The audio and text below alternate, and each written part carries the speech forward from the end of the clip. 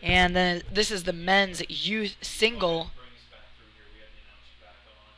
B final.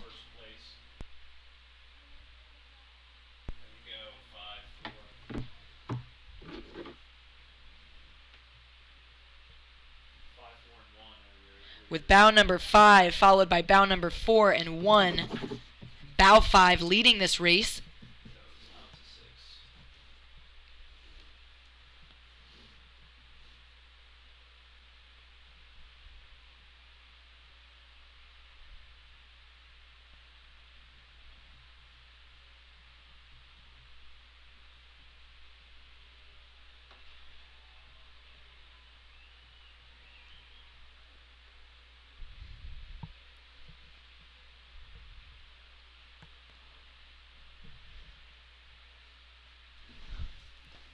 And we see bow number 1 contending with bow 4 and bow 5. Looks like bow 5 starting to walk away from the pack just a bit.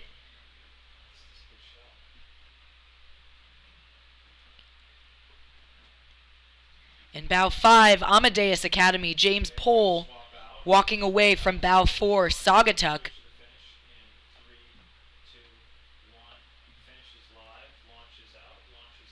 Looking toward the last 500 meters of this race.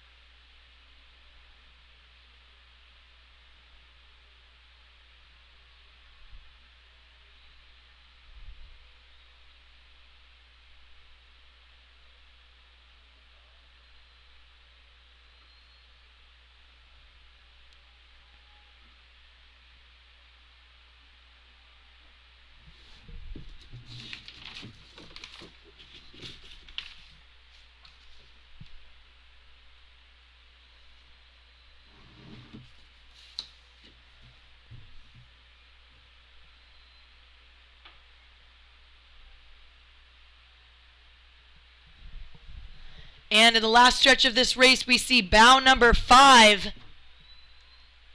about to take the B final here. From Amadeus Academy, James Pohl, followed by bow 4, Thomas Beck of Saugatuck.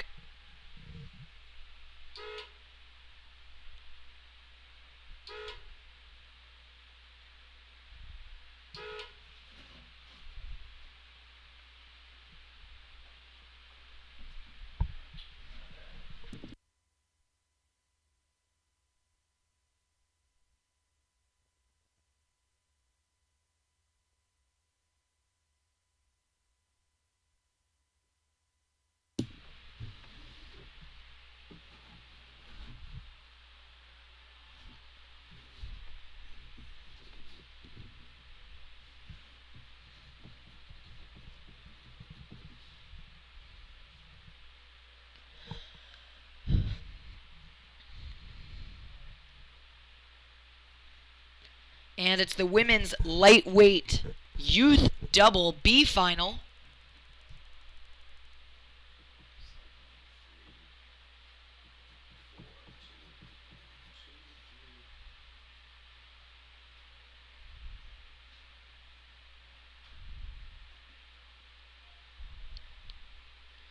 2 making a move over 3. 2 moving into 5. 5 clearly our leader here. In lane 5, the Lakeside School. Lane 2, Vashon Island moving into lane 5.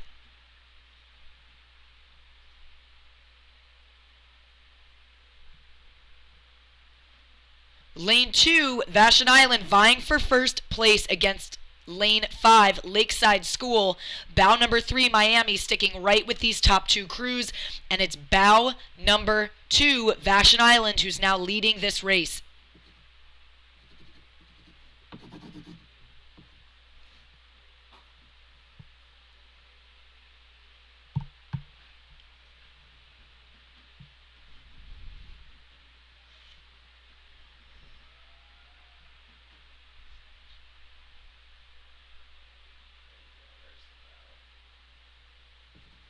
Bow number 3 and 1 racing for second here.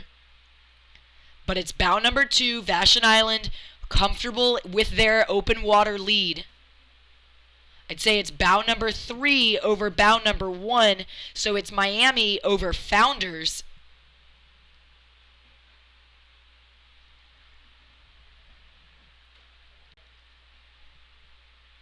Vashon Island still leading the pack, at least a half a length open water behind bow number 3, Miami.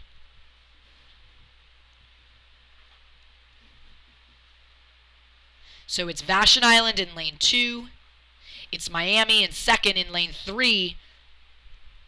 Founders, although here comes lane 5, Lakeside School, taking third position here from bow number 1. So it's Lakeside now in third. They've just walked through bow 1, Founders.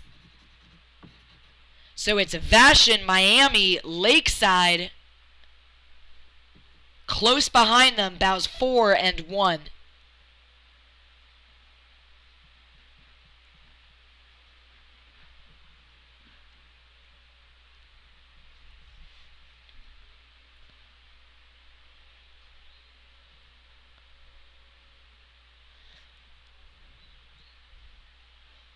Looks like Founders gaining a little bit of speed, looking to pass lane 4, New Canaan High School. But right now, our leaders again, Vashon Island, lane 2, Miami, lane 3, followed by bow 5, Lakeside School.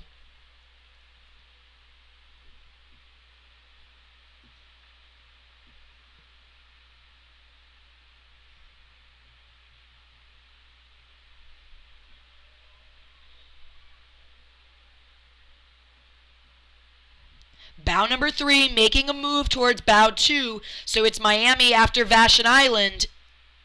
Miami is definitely up to something right now.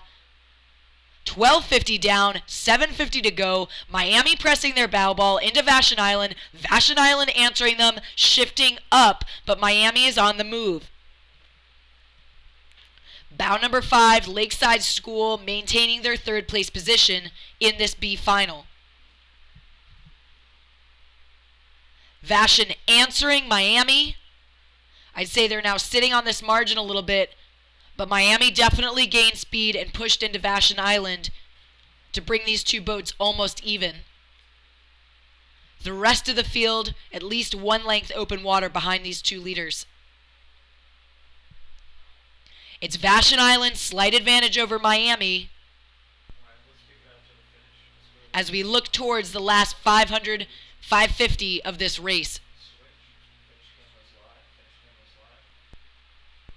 Reception was better on that one. A couple dropouts in the middle, but overall still better reception.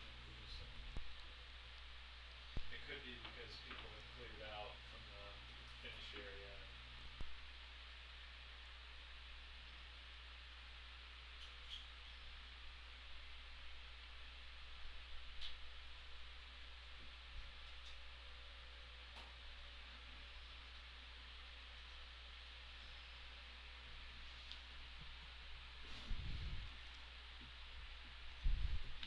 These crews in the last 500.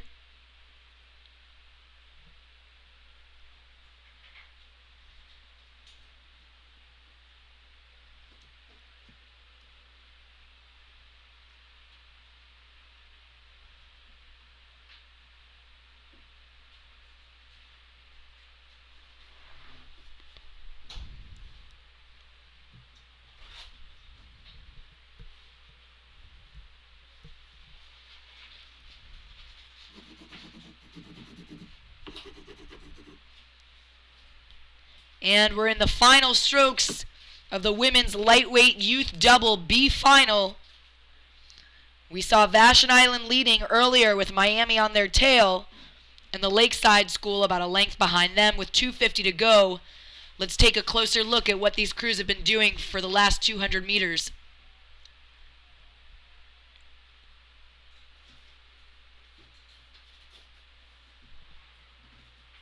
It's Vashon Island in Miami.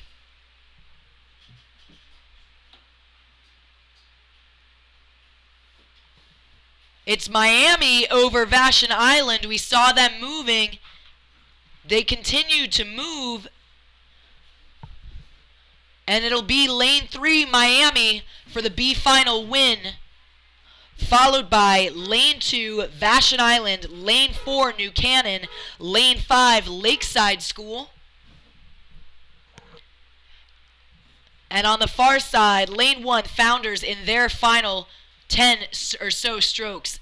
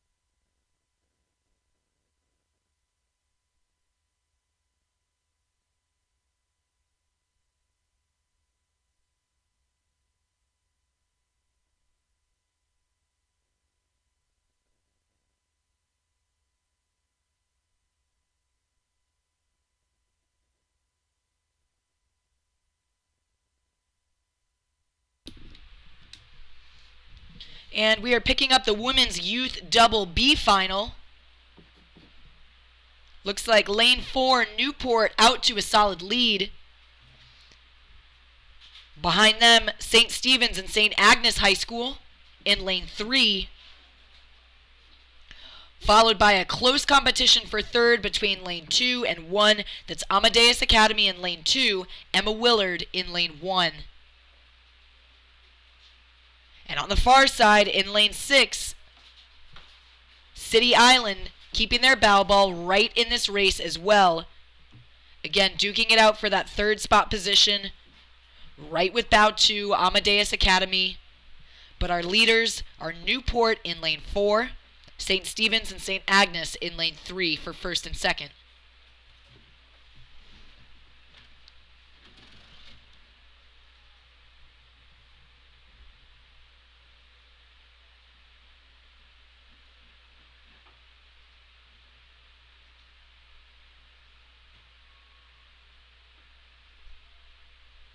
Lane 3 looking to make a move on lane 4.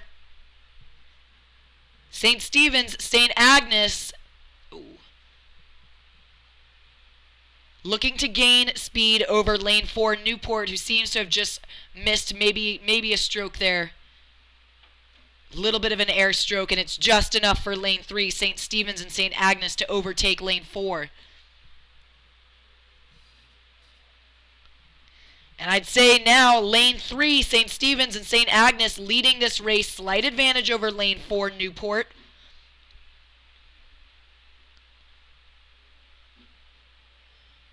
Remembering that these doubles are rowing in a little bit of a tricky condition here with some wind. 1,000 meters down, 1,000 meters to go.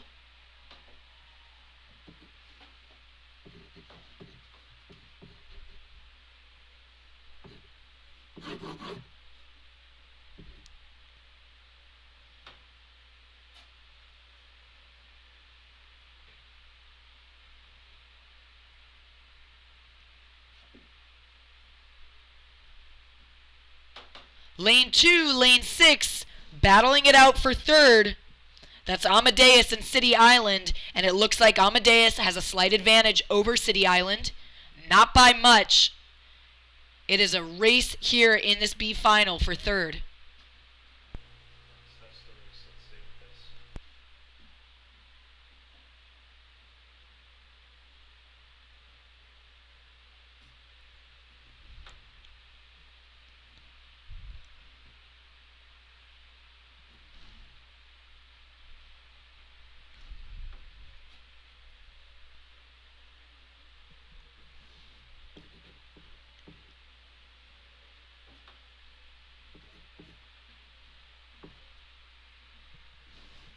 Bow number 3 out ahead with now an open water lead over bow 4, Newport, which means St. Stephen's and St. Agnes High School are leading this B final with Newport behind them and Amadeus in third with City Island in fourth.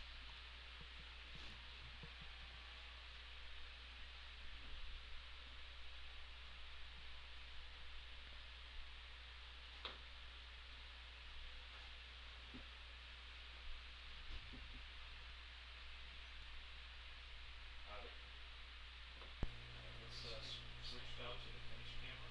Switch to the finish camera in 3, 2, 1, switch. And entering into the last 500, So finish is live, launch is out, launch is out.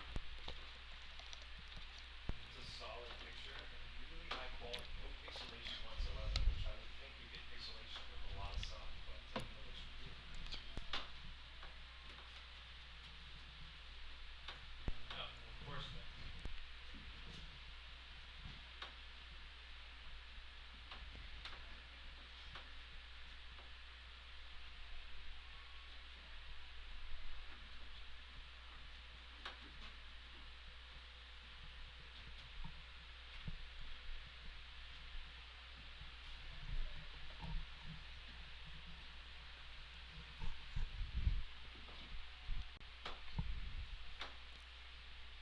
looking towards the last 250.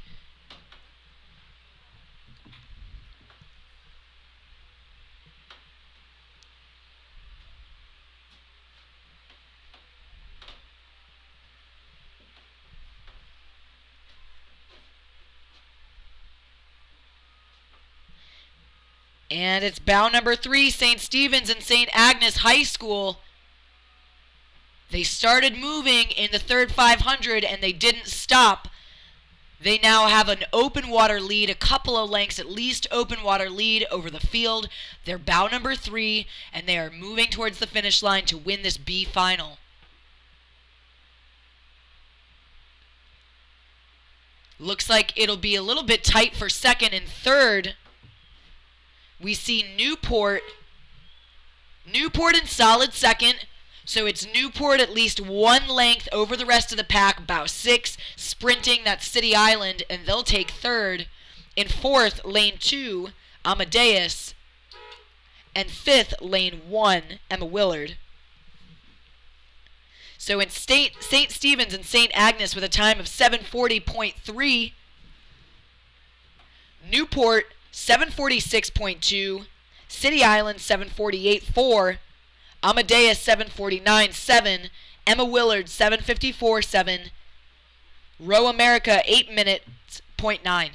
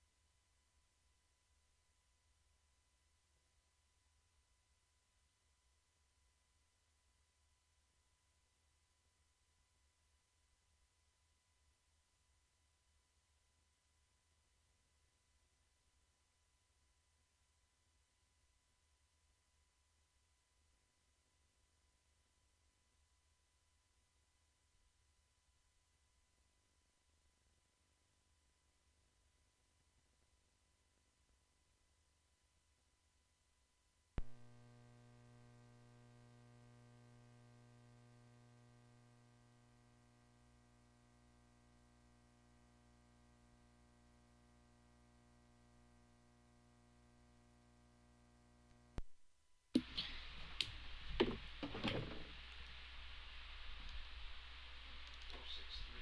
6, 3 is at 5. And this is the men's lightweight youth double B final. It's lanes 4, 3, and 6, Narragansett, Malvern Prep, and Redwood Scullers, early leaders here.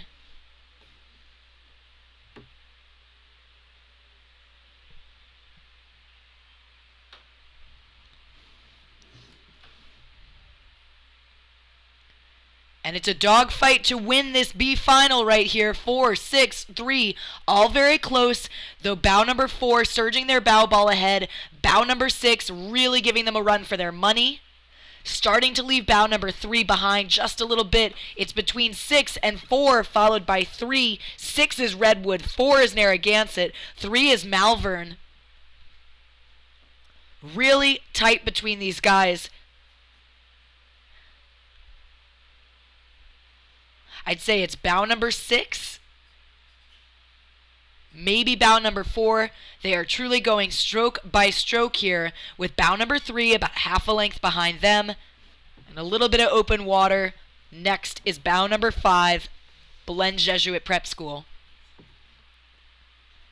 Behind bow 5 is bow 2, Advanced Community Association, followed by bow 1, GMS.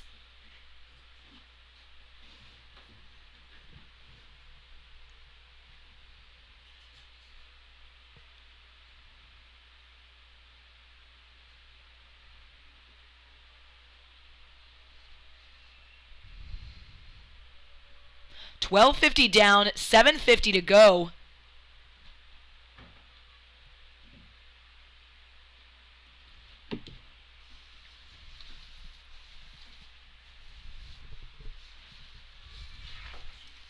Bow number 4 pushing ahead of bow number 6 now.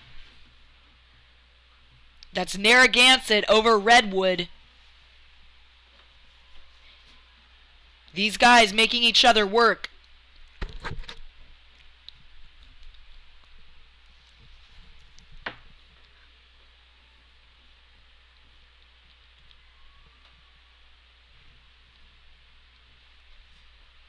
Bow number 4 gaining speed over bow 6, which means it's Narragansett over Redwood. And in third, Malvern Prep.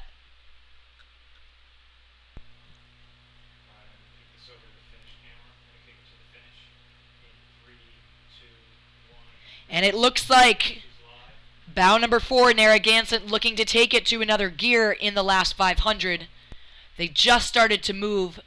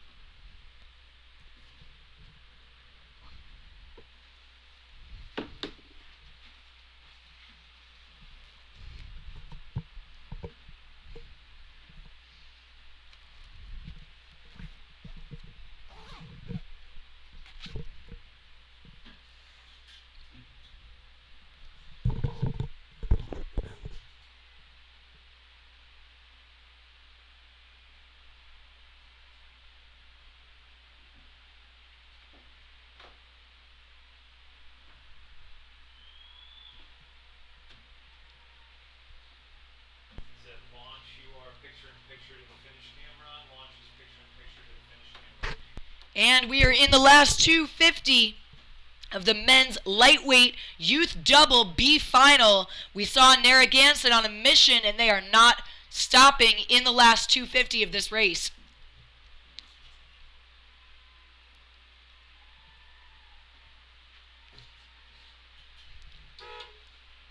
They are the winners of this B final, followed by bow 6, Redwood, bow 3, Malvern Prep, bow 2, Advanced Community, bow 1, and bow 5, bow 1 GMS, bow 5 Belen Jesuit Prep School.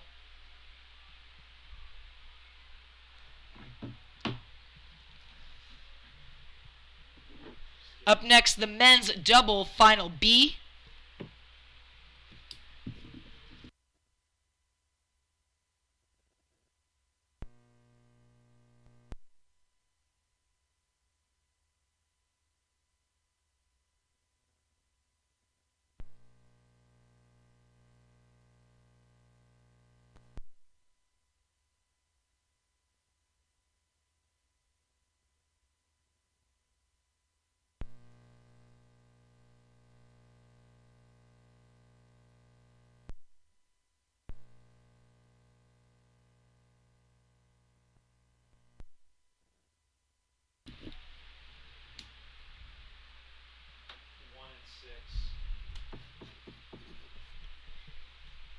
In the men's youth double B final, early leaders, bow number 2, Long Lake, bow number 3, Miami, bow 1, Steel City, bow 6, Jacksonville.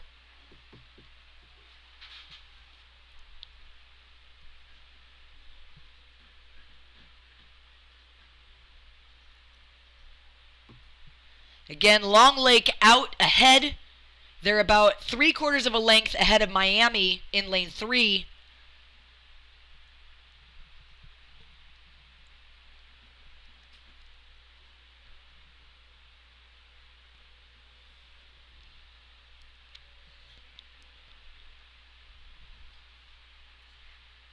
Jacksonville in lane 6, moving well here. We see Steel City going after lane 6. But Jacksonville, Steel City definitely making a move. I'd say bow number 1 looking across the field to lane 6, and these guys are starting to move. Bow number 1 moving with now an advantage over lane 6, Jacksonville.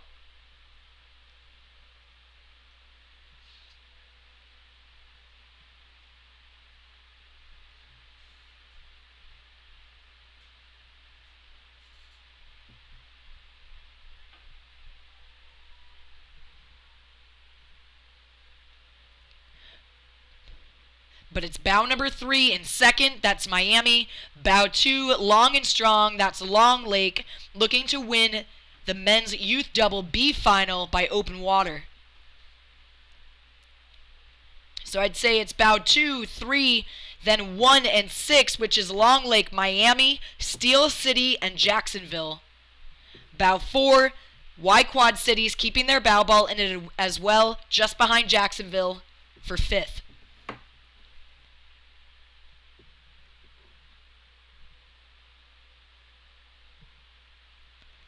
Bow number 5, Germantown Friends School in 6th. 500 meters to go.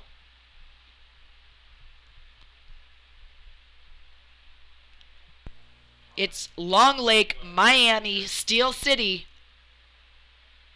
And it's Long Lake by at least a length open water.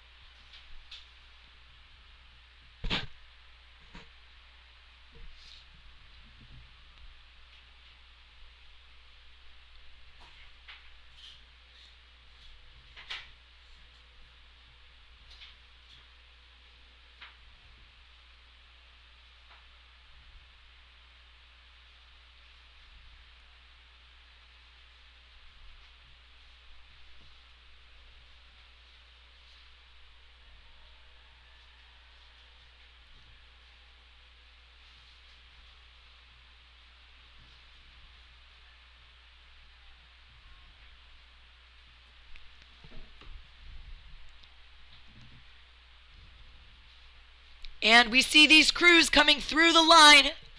It's bow number 2, Long Lake. Our early leaders, bow 3,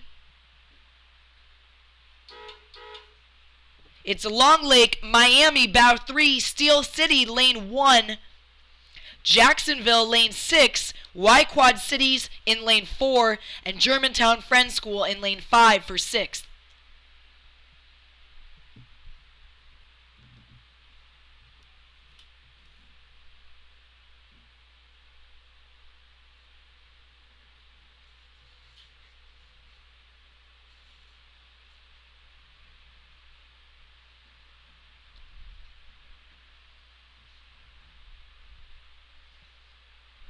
This is the one that will be a challenge to get into the starting dock. Up next, women's pair B final.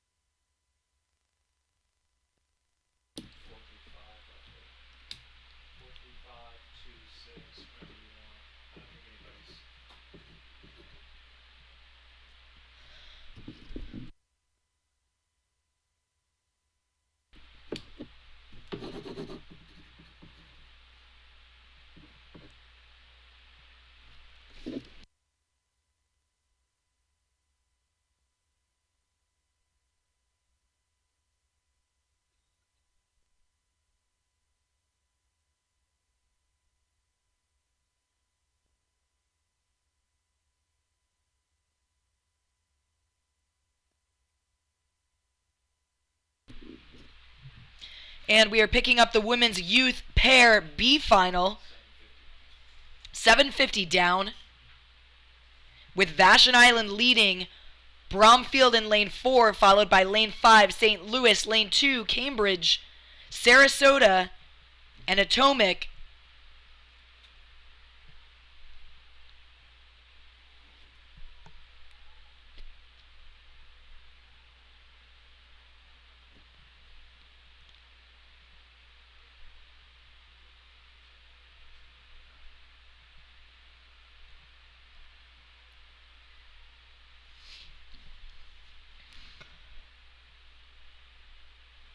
Thousand meters down, 1,000 meters to go.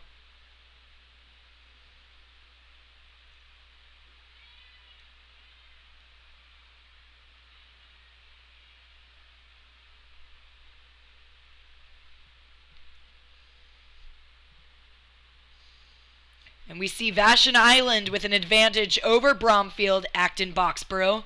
Not by much, pretty tight for this B final.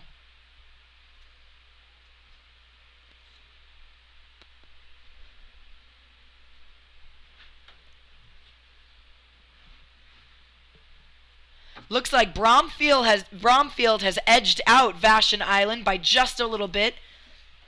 Definitely tight racing between these two crews.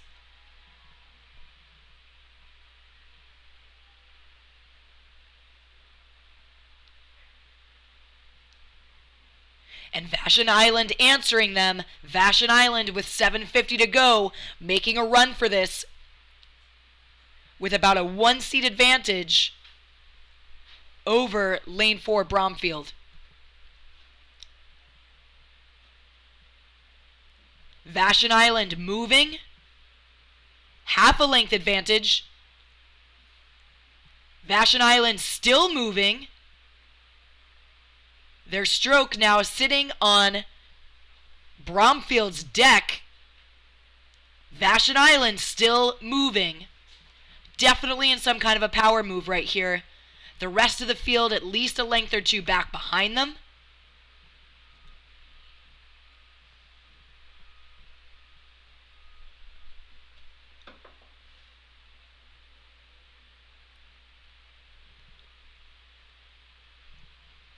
Lane 2, Cambridge, about a length or so open behind, a couple lengths open behind lane 5. St. Louis.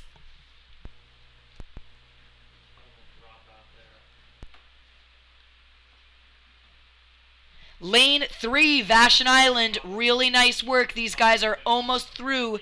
Lane 4, Bromfield, they are just about astern.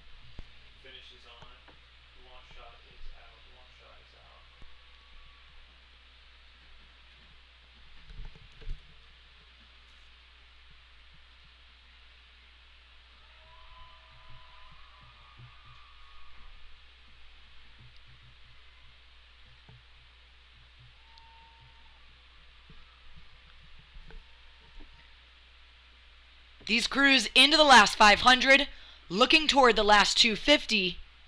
We saw Vashon Island moving really well right through Bromfield, Acton, Boxborough. We'll see what they can do in the last 250 in the women's youth pair B final.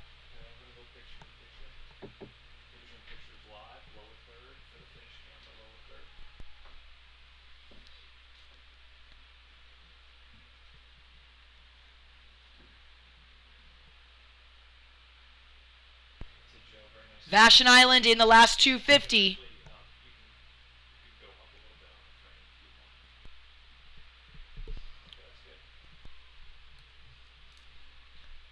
But here comes Bromfield. They've got a stellar sprint, pushing their bow ball back into Vashon Island's stern deck. We'll see if there's time as these two crews come through the last 20 strokes.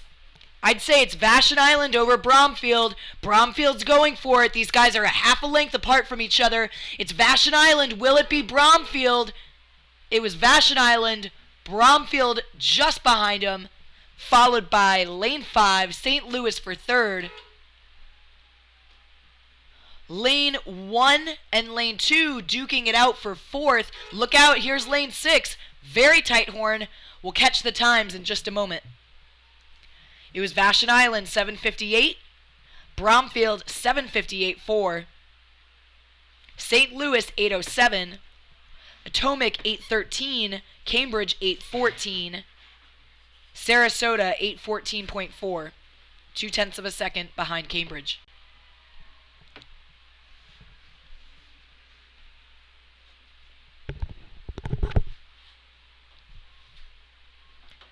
Up next, men's youth pair B final.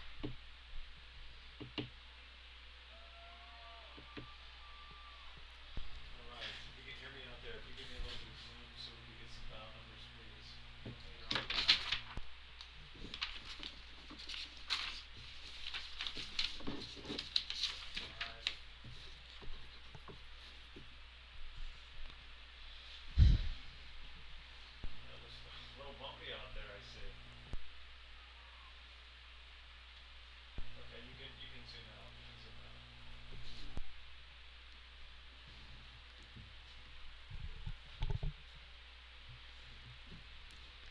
And in the men's youth pair B final, we have Walt Whitman, Commencement Bay, Brookline High School, Gainesville, Evans, and Miami.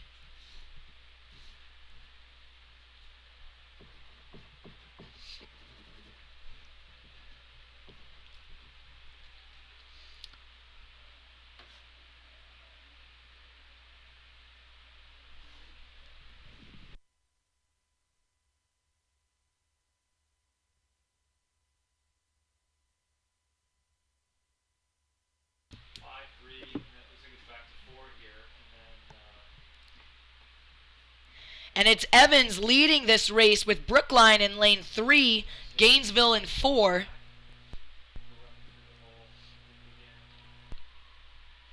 Lanes 1, 2, and on the far side, lane 6 really battling it out right now, about a length behind the leaders of the pack.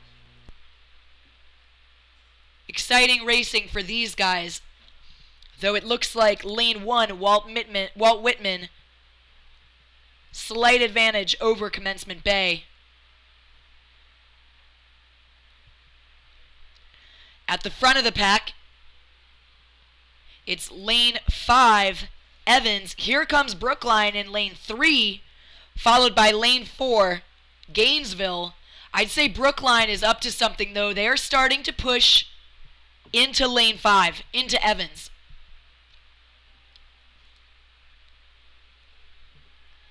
Evans, Brookline now about a length at least or so above the rest of the field, ahead of the rest of the field.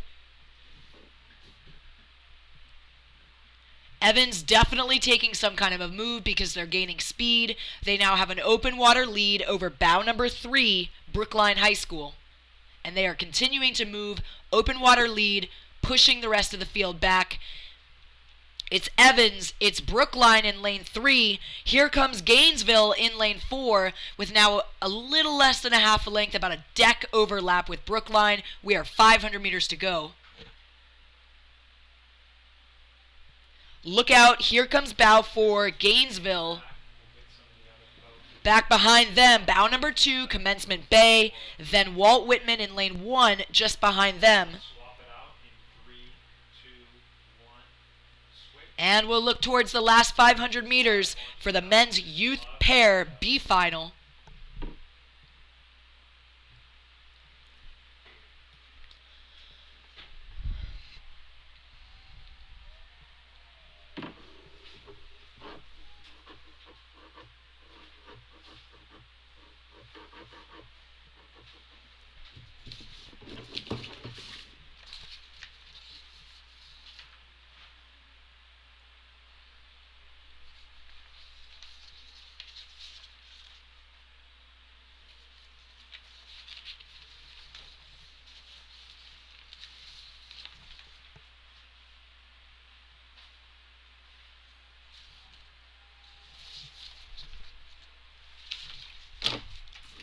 And here these guys come into the last 250.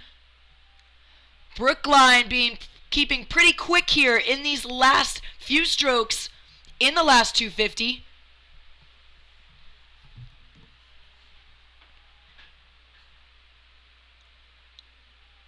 I'd say it's going to be pretty tight, though, for positions 1 through 3rd. Bow number 5, Evans, they have a great sprint. Bow number 4, Gainesville, they have a solid sprint. And here they come. It's bow 5, Evans. It's bow 4, Gainesville. They're first and second. Here comes Brookline for 3rd. Bow number 2, Commencement Bay in 4th. And 5th, bow number 1, Walt Whitman. And in lane 6, Miami coming through for a 6th place finish in this B-level final for the men's youth pair. It's Evans, Gainesville, Brookline, Commencement Bay, Walt Whitman, and Miami. With Evans and Gainesville the closest. That was a 7:12.1 for Evans and a 7:12.8 for Gainesville. With Brookline coming in 3rd at 7:16.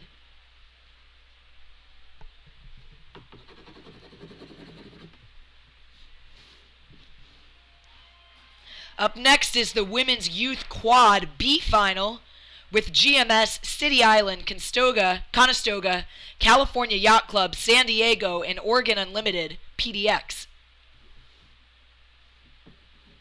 2, 4, 3, 1. And it's 2, 4, 1, 3 in terms of our order at the moment. It's City Island, California Yacht Club in second, GMS in third, Conestoga in fourth,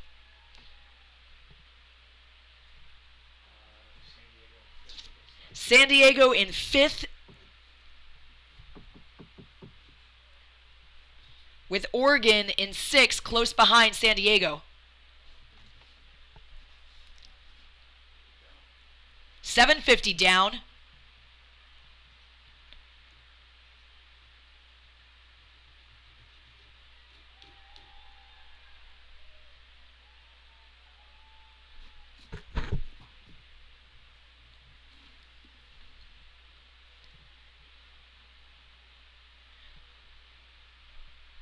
Bow number 1, bow number 4, neck and neck.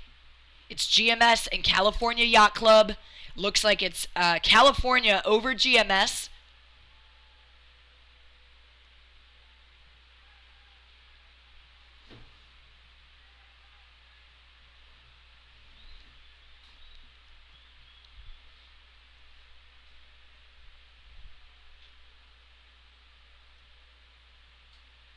Really good racing between bow 4 and bow 1. That's California and GMS.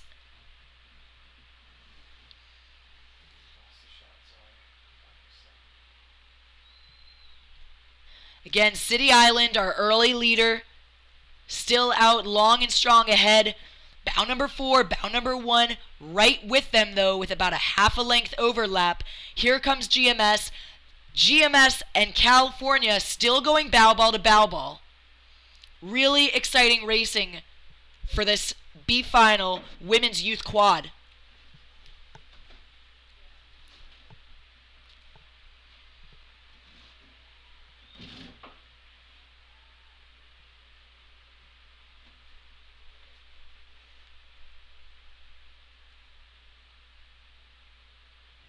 Bow number 1 and bow number 4 going stroke by stroke. These guys are 1250 in. They are 750 to go.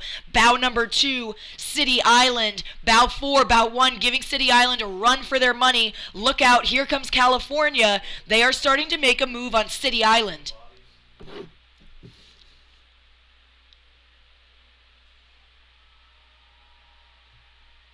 These crews essentially going stroke by stroke together.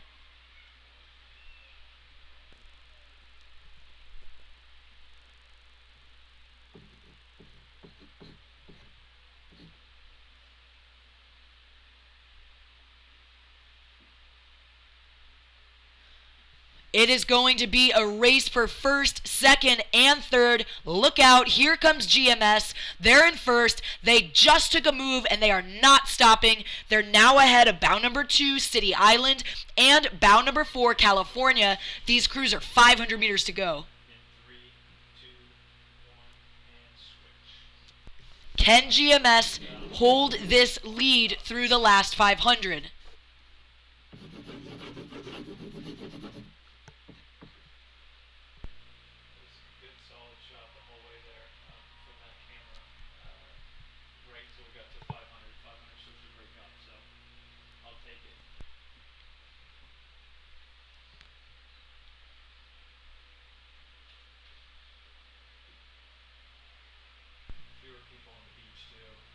These crews now between the 500 and the 250 to go. We'll pick them up in just a moment.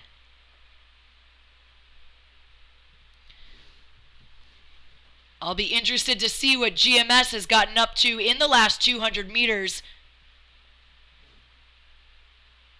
We saw them take a big push in the third 500, second half of the third 5, heading into the 5 to go. And these crews are 250 to go.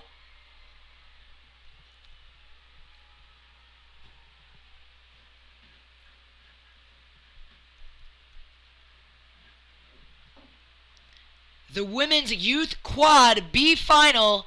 Here they come through the last stretch. It's bow number 1, GMS. Bow number 2, City Island.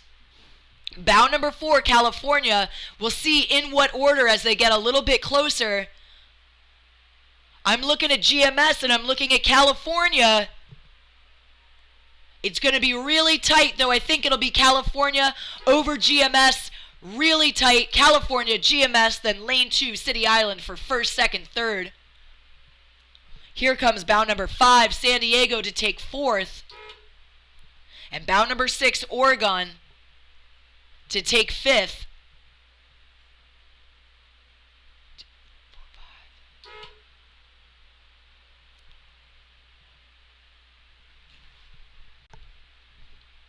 And we'll wait just a moment for times.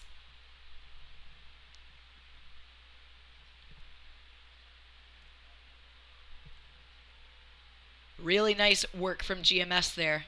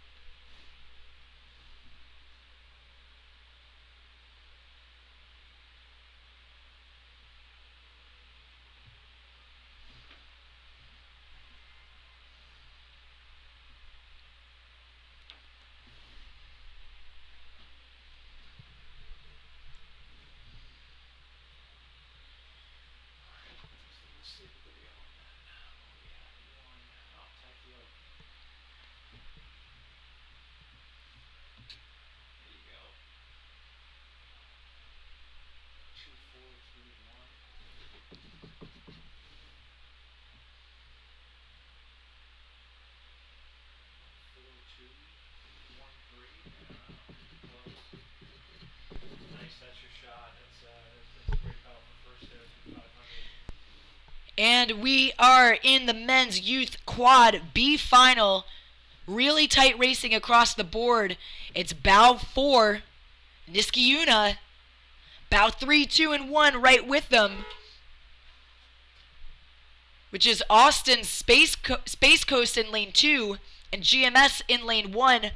I'd say it's lane 4, lane 3, and depending on the stroke, lane 2 or lane 1, which means it's Niskayuna, Austin in second, GMS edging their bow ball now over Space Coast. Niski leading the pack here. And on the far side, lane 6, Seattle Center keeping their bow ball in it as well. But it's Niski by about 3/4 of a length over Austin in lane 3. GMS just edging over Space Coast.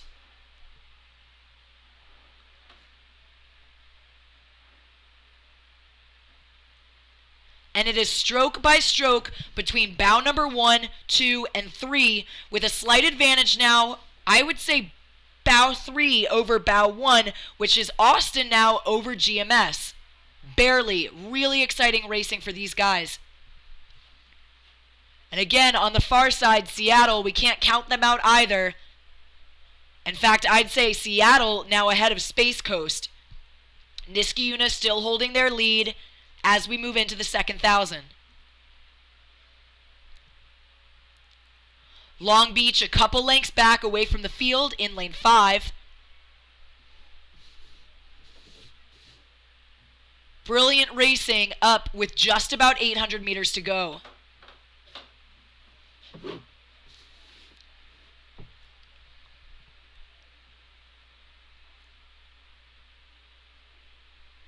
Again, GMS, Space Coast, even in lane 3, Austin, all of these guys very close, though I'd say lane 2, Space Coast, slight advantage over Austin, decided advantage over GMS. Seattle keeping their bow ball in it, but right now it is Niski with an open water lead. Over lane 3, Austin is in second. And in third is Space Coast, but look out for Seattle. They're in fourth, and any moment they could be in third. Niski looking long and strong here in lane 4.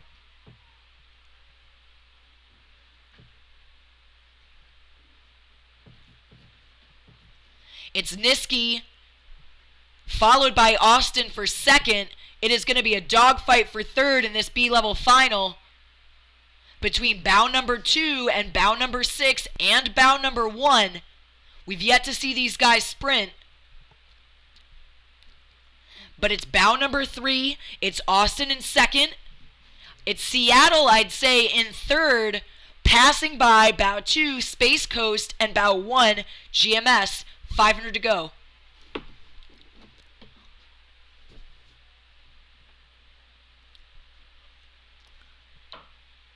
And it'll be a dogfight between Austin and Seattle for silver, or for second or third.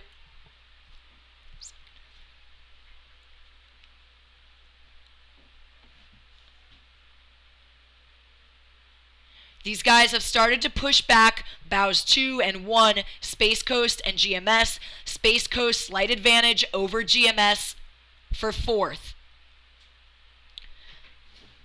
But it's Austin for second and Seattle for third. Okay, let's switch to the finish. In 3, 2, 1, switch. Moving into the very last stretch here. Finish is on, launch is out. Nice job. Those were some great shots. Hug it a little longer.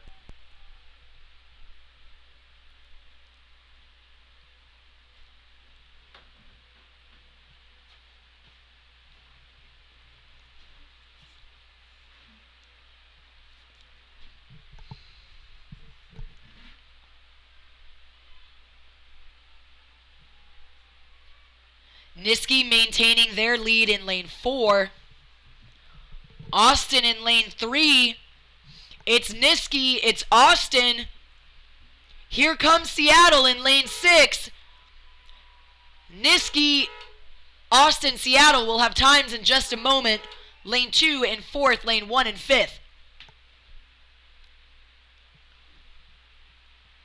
And it's Long Beach in 6th. They're in their final strokes.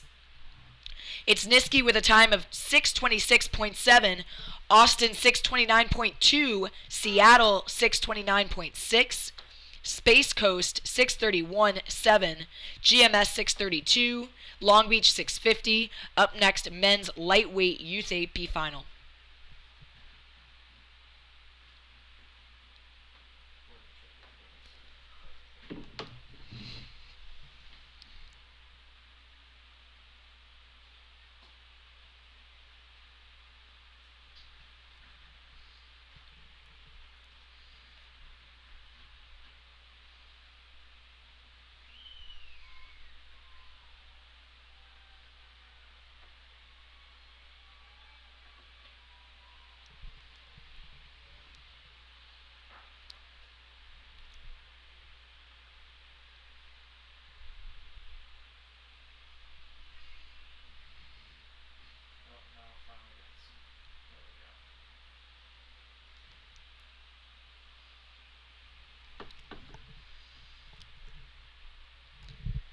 And it's the women's lightweight 8B level final. Saratoga off to a quick start here. They're one of our early leaders along with lane 1, Marina Aquatic Center. Saratoga really quick start though. They are up and out ahead. It's Saratoga in lane 3 leading this race. We are 500 meters down. And it's lane 1, Marina Aquatic Center, giving them a run for their money. But still about a half a length down. It's lane 3, Saratoga, leading this race. And it's Saratoga up 1 length over lane 1. Almost a full length. Coxon sitting on lane 4. Mount St. Joe's bow deck. Almost their bow ball. These are Coach Durant's girls. They're 1 length up. They're moving. And they're continuing to move. But here comes Marina Aquatic Center in lane 1. So it's Saratoga in lane 3, early leader. Marina in lane 1, right with them. Mount St. Joe's in lane 4. And I'd say New Trier in lane 5, just behind Mount St. Joe's.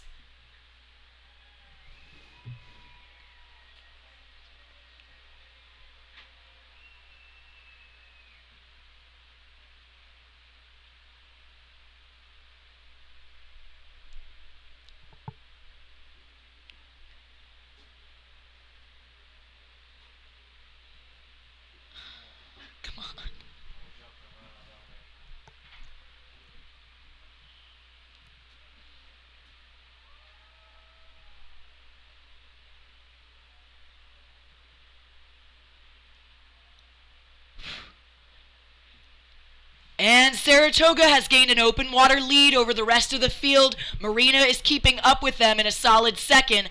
I'd say there's about a half a length overlap right now, with Saratoga as the favored right now.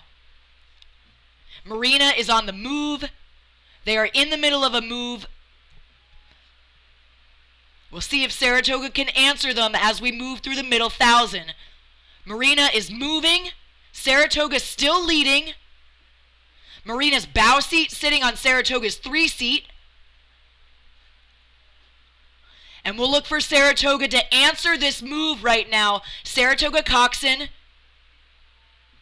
sitting just about on 5 seat, 6 seat of Marina. The rest of the field about a length behind Saratoga. We see Saratoga Coxon looking over her shoulder at Marina.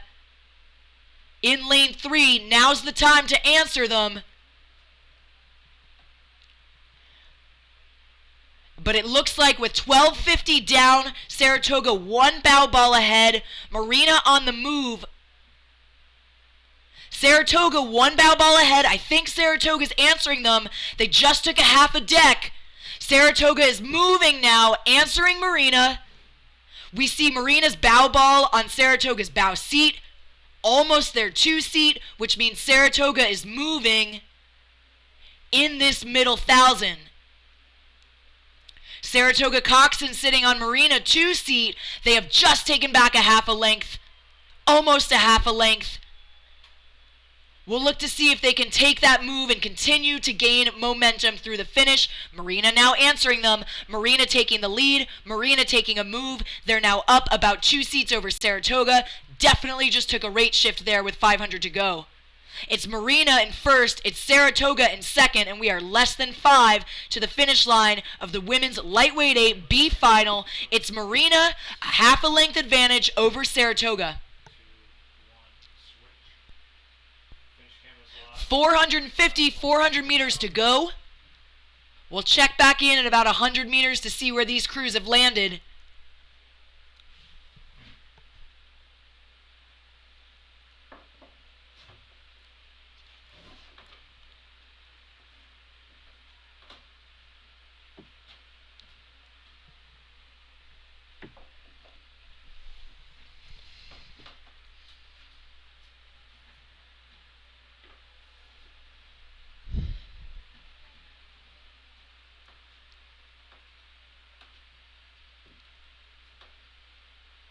It looks like Marina continuing to move here. They're the first to cross into the last 250.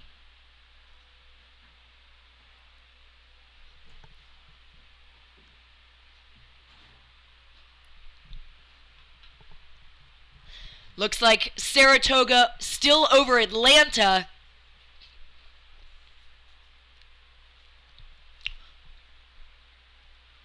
Who's in third, but it's bow number 1, Marina, with an open water lead now over Saratoga in lane 3. Saratoga, open water lead over the rest of the pack. It's Marina. It'll be Saratoga in their last few strokes for second, followed by bow number 5, New Trier High School for third. Then bow number 4 and 2. And bow number 6 in their final strokes now. And we'll have times in just a moment.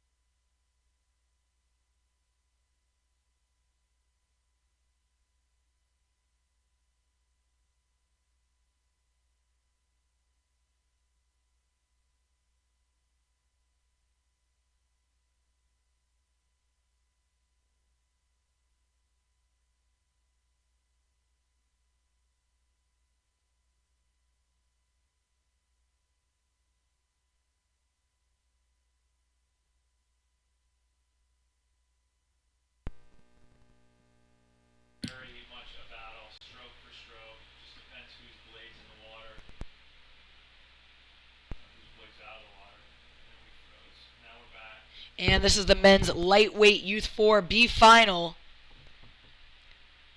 Lanes 3 and 4 neck and neck here. Lane 3, Belen Jesuit Prep School. Lane 4, Seattle Rowing Center. These guys doing really good work, neck and neck, stroke by stroke. We see the same thing happening about a length behind them between bow balls 5 and 6, lanes 5 and 6. Lane 5, Lakeside School. Lane 6, Pelham Community. And I'd say Pelham Community is starting to push past Lakeside.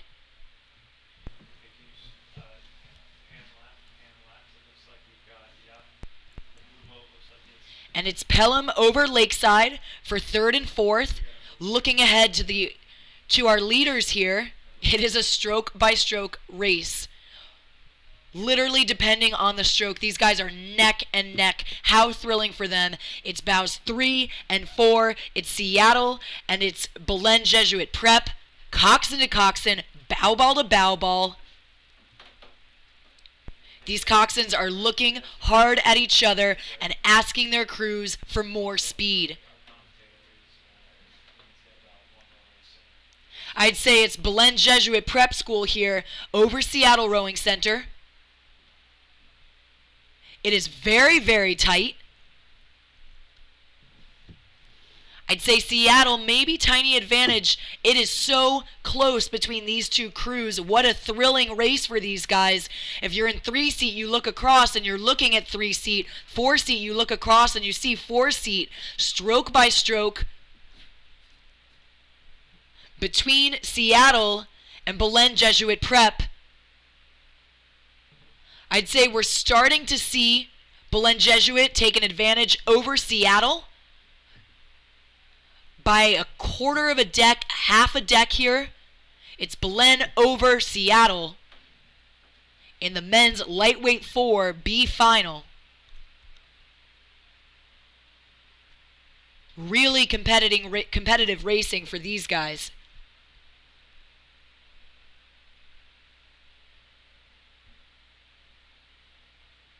And it's Belen Jesuit over Seattle. As we look towards the last stretch of this race, they took a move. They're continuing to gain momentum. It's Belen Jesuit Prep over Seattle now.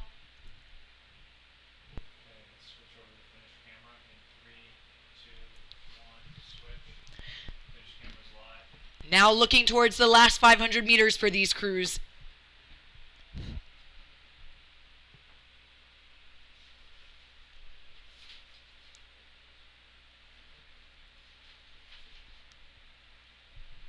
A very exciting middle 1,000 for Seattle and Belen Jesuit. We'll see what these guys get up to in the last 200 meters.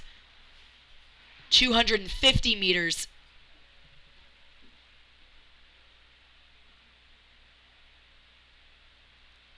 I'd say it's Belen Jesuit. They found another gear in the last 250. They're continuing to crank. Seattle has shifted up as well. With lane 2, Parati Competitive in 3rd. It is Belen Jesuit, and it is in bow number 4. It is Seattle Rowing Center for 2nd.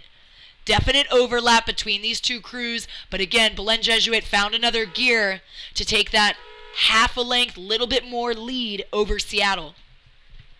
Here comes lane 2, Parati Competitive to take 3rd, followed by lane 5, the Lakeside School. Just behind them, lane 6, Pelham Community.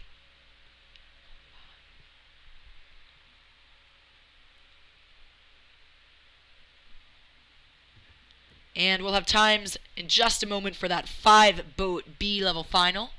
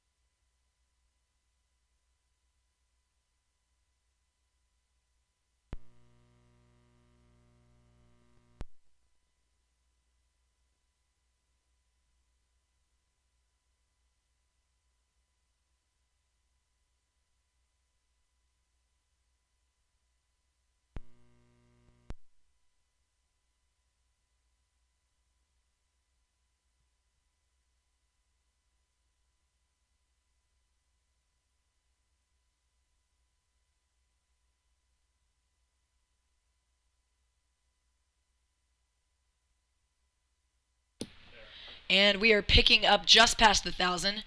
The men's Youth 4 B-level final. Looking at Saugatuck in lane 3, leading this race. Capital lane 4 in second. Oklahoma lane 5 in third. Lane 6, Three Rivers Association in fourth. These crews moving towards the 750 to go.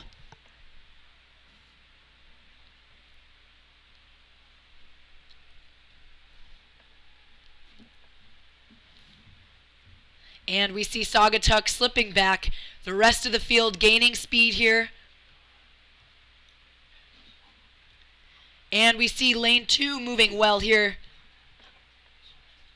Episcopal Academy with leaders lane 1, Newport Aquatic Center. It's Newport, it's Episcopal in lane 2, and on the far side, lanes 4 and 5, Capital and Oklahoma just behind them.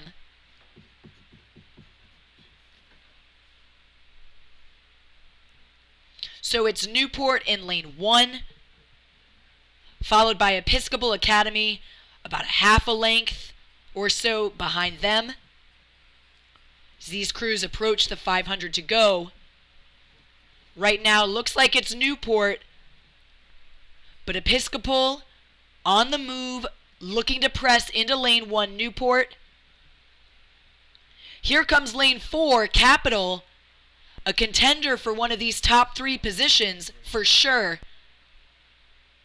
Behind them is lane 5, Oklahoma, which means your leaders right now are Newport, Episcopal, and lane 4, Capital.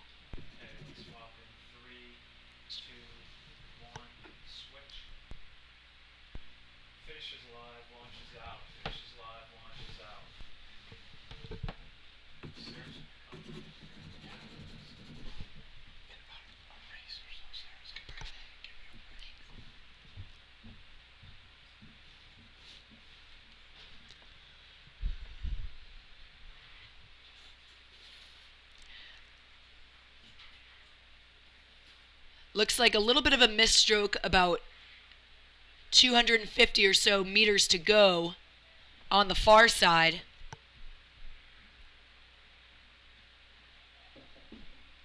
Which would be lane 2, Episcopal. They've recovered though. Lane 1, Newport still leading. Episcopal very close with them. And we see lane 4, Capital, right with the pack as well. And here they come. It's Newport in first. Capital moving nicely too, but they're in third. And it's Episcopal for second. So it's Newport, Episcopal, Capital, Saugatuck with a quick 5-6 finish from Oklahoma and Three Rivers.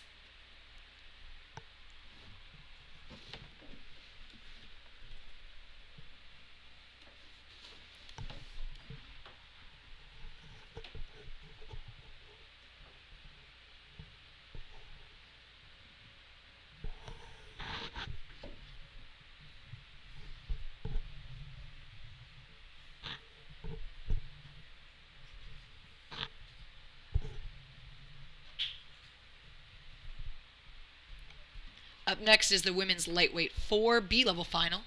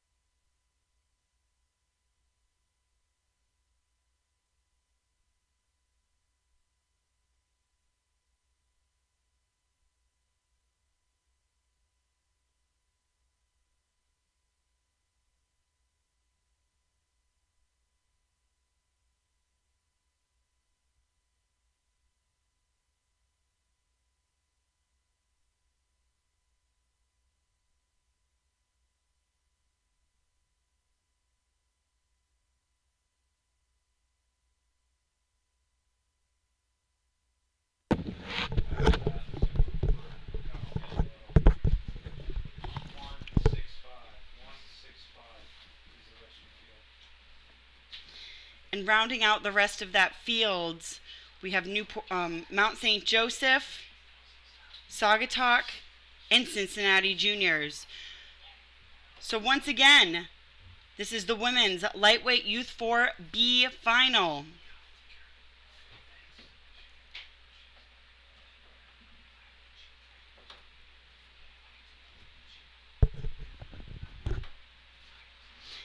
And continuing to lead the pack in those blue unis with the red and white stripes down the side in the white vest bully, Three Rivers Association.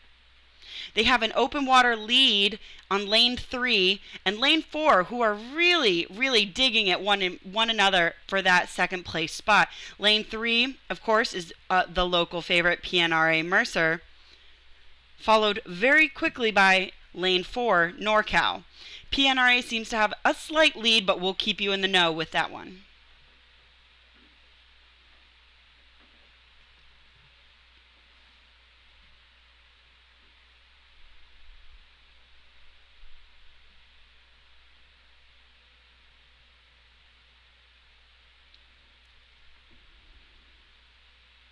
This is the women's lightweight Youth 4B final.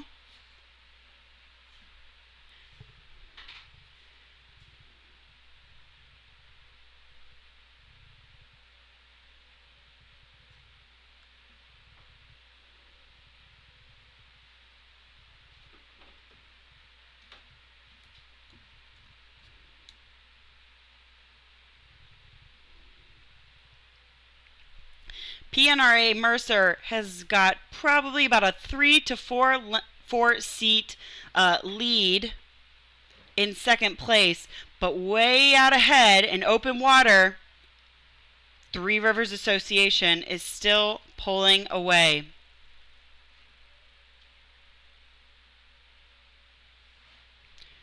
So as of right now, in the women's lightweight Youth 4B final, Three Rivers Association still holds on to its lead.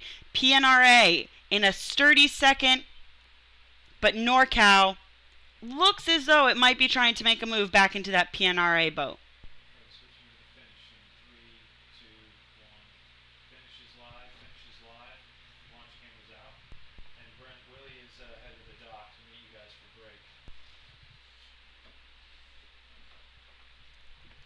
We, of course, heading into this final 500, we can still see Three Rivers Association with an open water lead over that PNRA 4. Oh, that also takes us back into the singles, so we're in the C finals. So yeah, we'll finish out the Bs and then swap it out.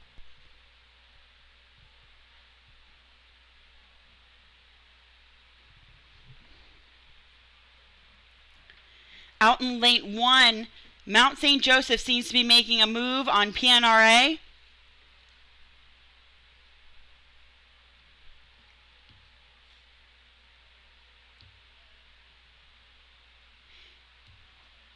And right now, the real battle looks like for second place, Mount St. Joseph's and PNRA. But as we hit these red buoys, it looks like PNRA is going to do a good job of holding Mount St. Joseph off as NorCal continues to push into that PNRA boat. Will they overtake that Mount St. Joseph crew? Three Rivers crosses the line first, followed by PNRA, and then NorCal. Mount St. Joseph falling shortly behind.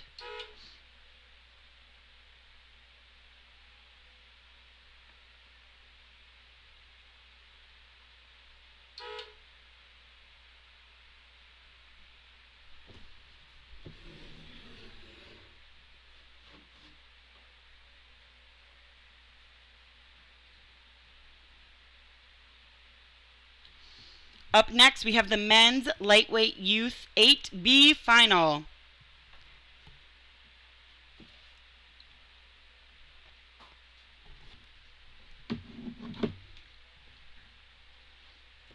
And we have a start.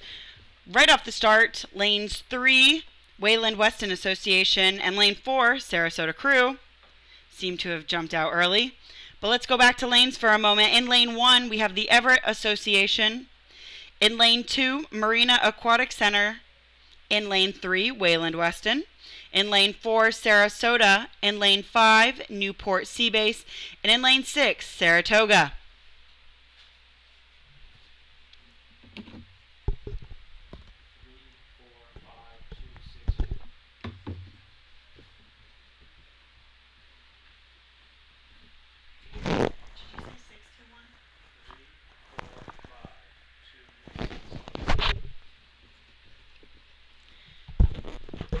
And in the first 500, we're looking at this lineup. Wayland Weston still leads the pack, followed quickly behind Sarasota and then Newport Seabase. Rounding out the back 3, Marina Aquatic Center, Saratoga, and then Everett Association. But as of right now, those will change. The group is still tightly contested. Almost every single boat is still connected at this point in time. Nice shot. We got three taking the lead there. Wayland Weston seems to be really beginning to make their move as their coxswain is looking around, making the calls. The field is beginning to spread out just a little bit more.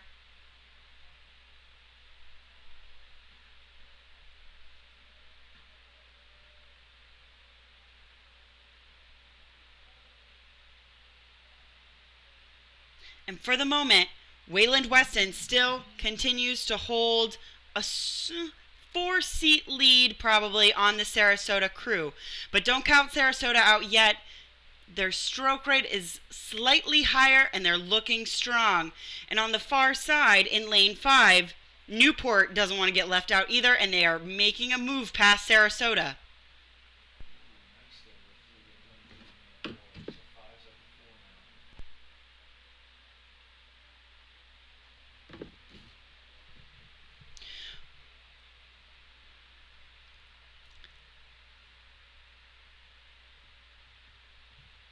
Wayland continues to hold a lead, but this will be a tough one, folks. It's still a very close race heading into 1,000 meters.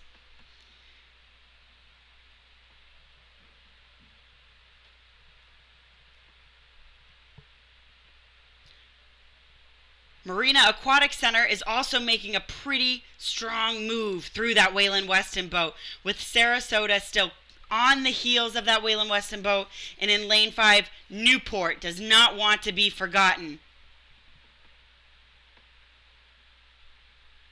That's it. Get the coxswain battle. They're just staring each other down. The coxswains in the Marina Aquatic Center in the Wayland Weston boat are almost sitting right next to one another. They're looking at each other, calling out to their crews who's going to win. Looking at one another, whose battle is it going to be? Go back to the bows and see if we can cash these ahead. From our advantage, Marina Aquatic Center seems to have taken the lead as we pass in this last 500 Let's go ahead. to the lead over Wayland Weston. It's going to be a great finish, folks. Good. We're going to kick it over to the finish. Kick it over to the finish in 5, 4, 3, 2, 1. Switch. Launch is out. Finish is live. Finish is live. Launch is out. As we're headed into the red buoys, it looks as though Marina Aquatic Center has been able to maintain their huge surge over Wayland Weston. As you can see, they are really laying it on. Powerful strokes, long strokes, pulling away from those orange blades of Wayland and Weston.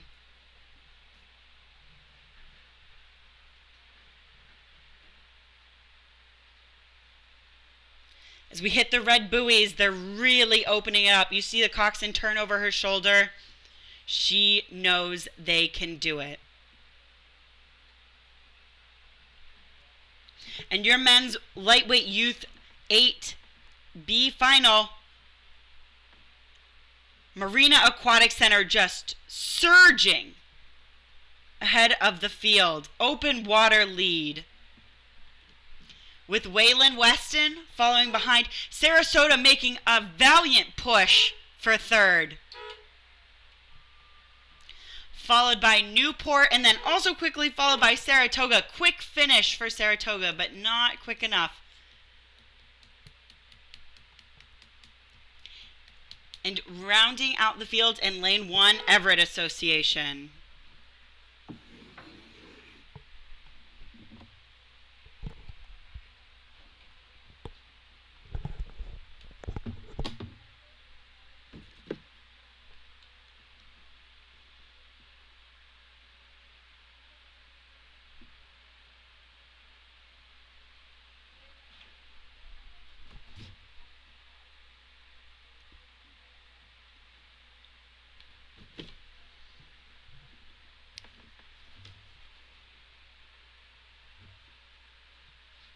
Up next, we have the Women's Youth B Final.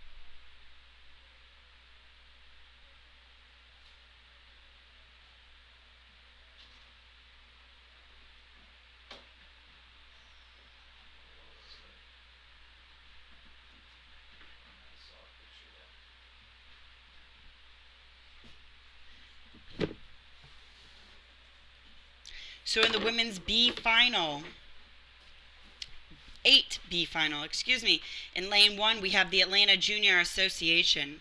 In lane 2, Green Lake. In lane 3, Green Witch. In lane 4, Marina Aquatic Center. In lane 5, Community Incorporated. And in lane 6, Newport Aquatic Center. We have a start, and it is almost 5 boats across. Everyone is still strongly connected. But your early leader seems to be Green Lake, with Green Witch hot on their tails. And in lane 4, Marina Aquatic Center keeping their name in the mix, but still, it is anyone's battle, all boats connected. It's going to be an exciting race.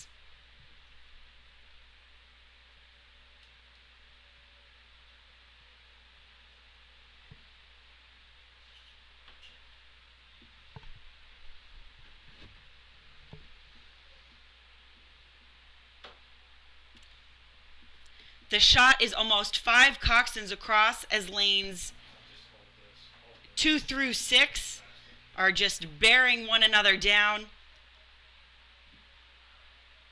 making the calls who will make their move first at the 1,000. That's what they're all wondering.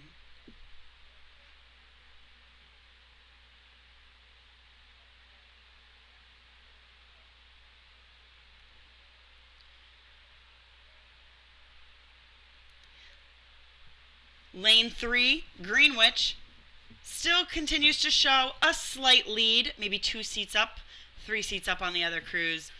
But the battle for second and third and fourth continues to go back and forth, so we will have to keep you in the know on that one. Out in lane 6, Newport Aquatic Center seems to have a slight lead in second, but it continues to jump between CRI and Marina Aquatic Center for third and second. So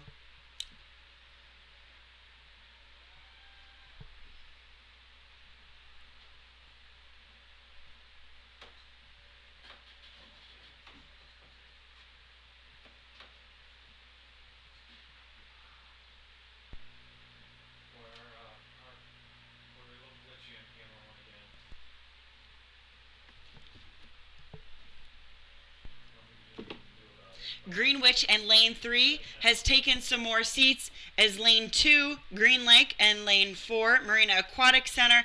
And don't forget, Atlanta Juniors in lane 1 are all trying to make moves up on them. But 1, 2, and 4 are bow ball and bow ball trying to gain inches back on the black shell of the Greenwich crew.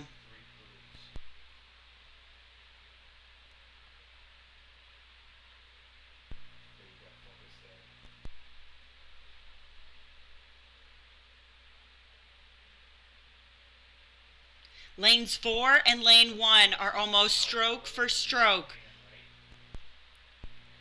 And the Greenwich coxswain is looking around. Who's going to make the move on her first, and how will she react?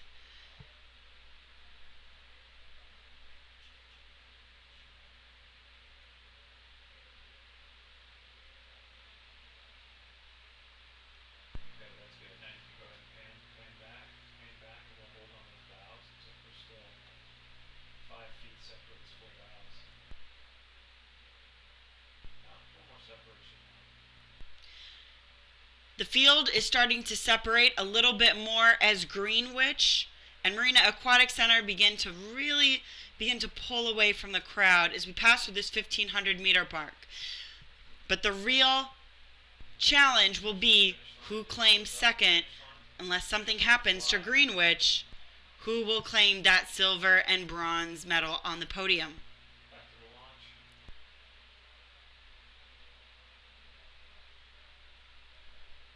Okay, switching to finish in 3, 2, 1, switch. Finish is now live. Launch camera, you're out.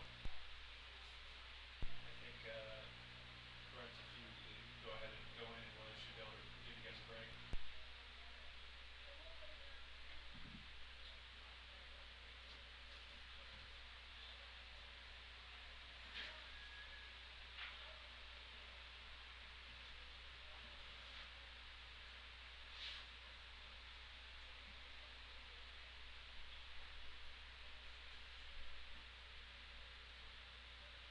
And as we hit these red buoys, Greenwich still holds a lead, but who will creep up behind them in second is the real question everyone on the shore is asking. Lane 1 still looking strong and really seeming as though they might make a move on Greenwich here. But Greenwich responds, and you really see their sprint start to up as it goes Greenwich.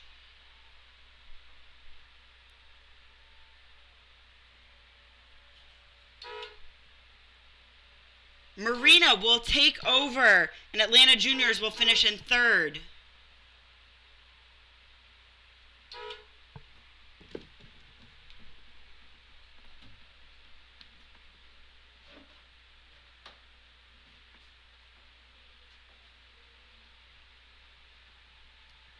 And we'll switch quickly over to the men's 8B final.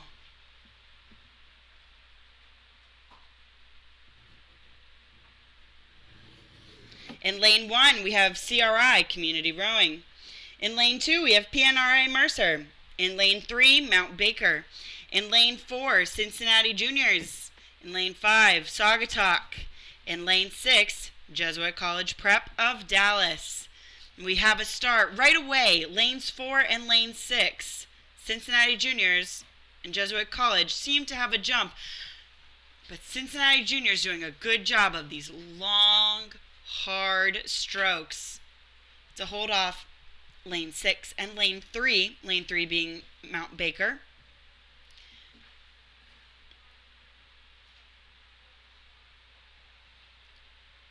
But it's a great start. Everyone's still connected.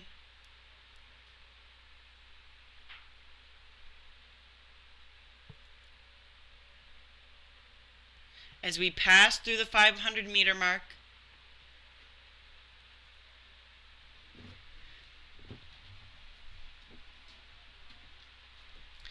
through the 500 meters, we see the crews really starting to expand and the field start to spread out. Cincinnati Juniors still holding a lead over lane 6. Lane 6 being Jesuit College Prep.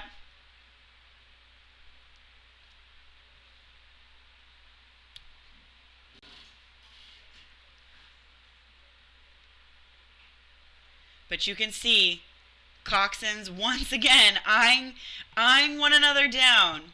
Who's going to make that move first to really open up and claim this B final victory? In lane 5, Saugatuck also wondering when it's going to make its move up, but the Saugatuck boys are staying cool. Their concentration is on keeping Mount Baker at bay.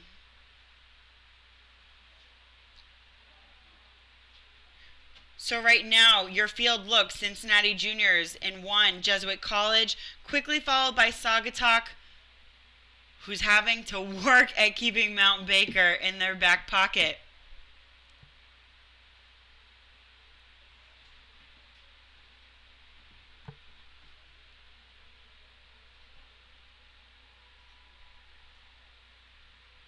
Going through the thousands, Cincinnati Juniors has really opened up a fresh, strong new lead over that Jesuit College prep boat.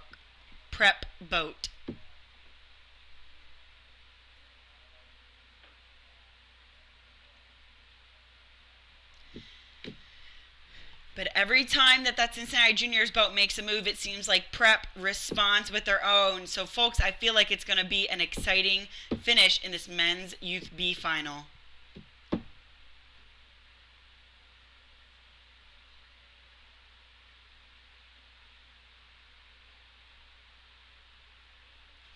And not to be forgotten, in lane 3, Mountain Baker seems to have surpassed Saugatuck and has taken that bronze medal podium spot in this B final.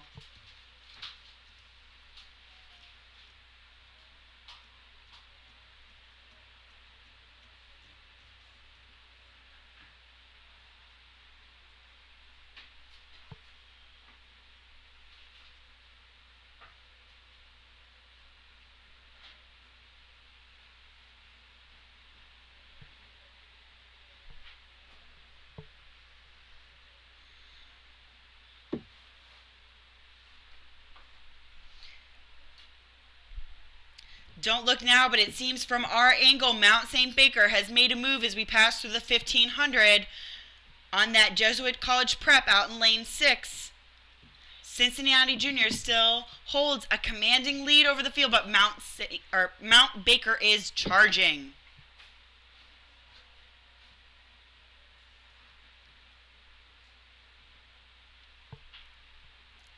The Jesuit College prep coxswain is trying to make the move, trying to make the call as Saugatuck starts to make their move, pulling inches and inches into that prep boat. Okay, let's give it off in 5, 4, 3, 2, 1, switch. Finish line is live. Finish line is live. Launch cam, you are out. Once again, Cincinnati Juniors have been able to maintain this strong lead throughout this B final. And charging behind them, Mount Baker in lane 3 will not be forgotten. So as it stands right now, Cincinnati Juniors hitting those red buoy lines, still holding that first place spot, but Mount Baker is charging. Those two crews have an open water lead over the rest of the field. So it'll be Cincinnati Juniors, Mount Baker,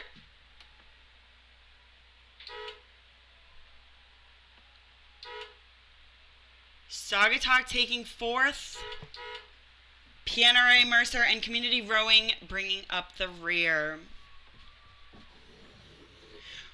That's the last of the B final, folks. We'll be moving into the C finals next with the women's single sculls.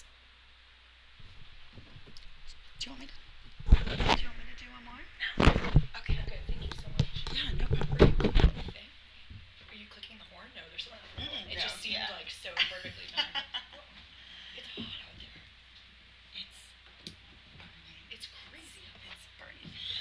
But yeah, I'm gonna get the release on. And then I'll come down. Take your time. I already feel mine is better. Is this mine or yours? I have this obnoxious mug. So I love it. Okay. Hey, no problem. I think you should have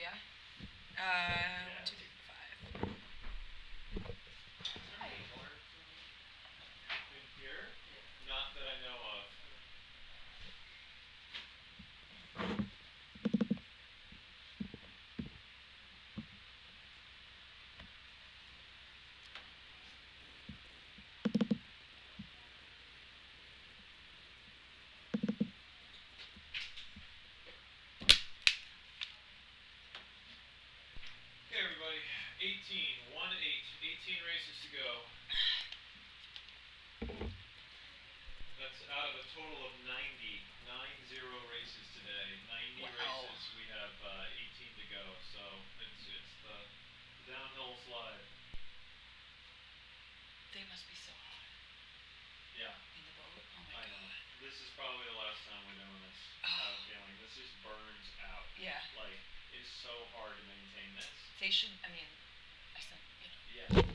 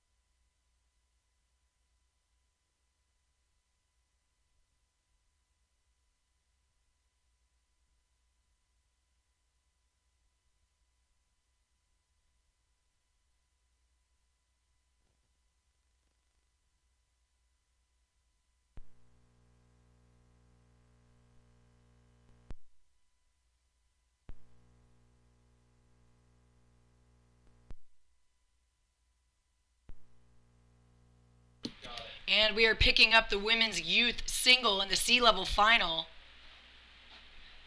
Bout number 2, out and ahead, looking very strong, followed by bow number 3, Tempe Town Lake, then bow 5 and bow 4. Bow 5 is Tampa.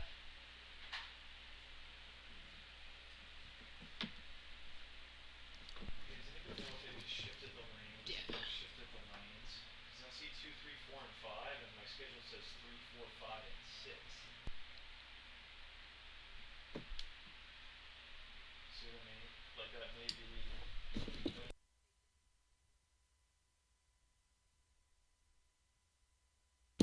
So our leader, looking across the board here, again, these guys are occupying lanes 3, 4, 5, and 6 for this four-boat sea level final. It looks like Tempe just ahead of lane 5, Tampa.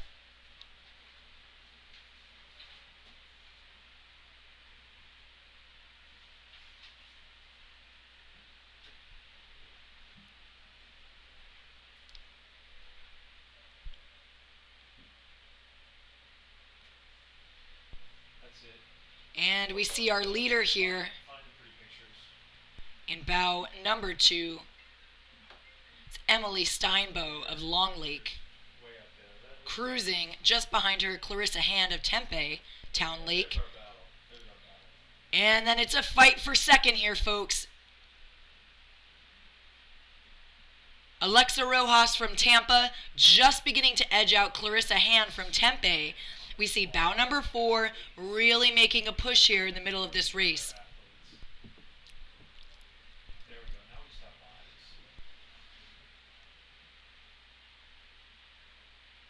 bodies. Bow number 4 pushing ahead. This is Alexia Rojas of Tampa Training Center. Okay, you can go ahead. And we saw her just walk through bow number 3, Clarissa Hand from Tempe.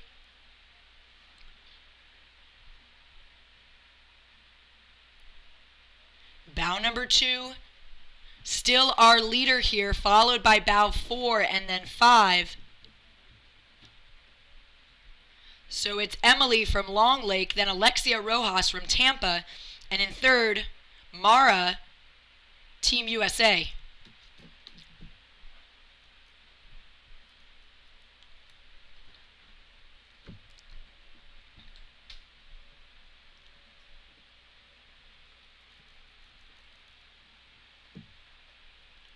And we see Emily long and controlled here, out ahead of the pack.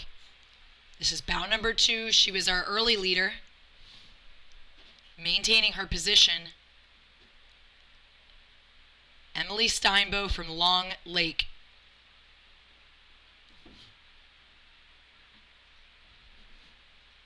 Then we see bow numbers 4 and 5 duking it out. Slight advantage 4 over 5. That's Alexia Rojas from Tampa Training Center, just over Mara Bala. Each other.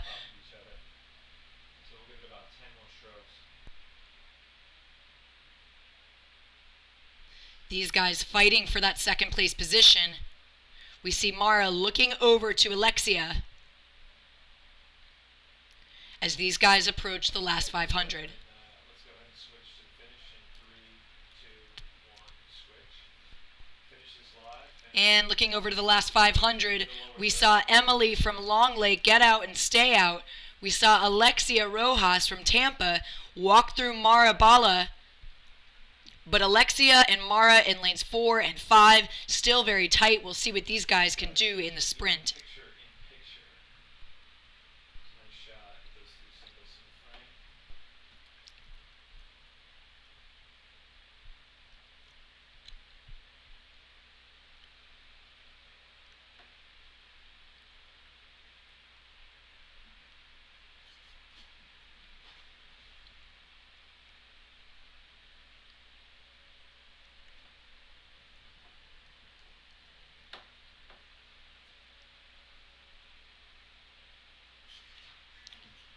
These crews looking towards the last 250.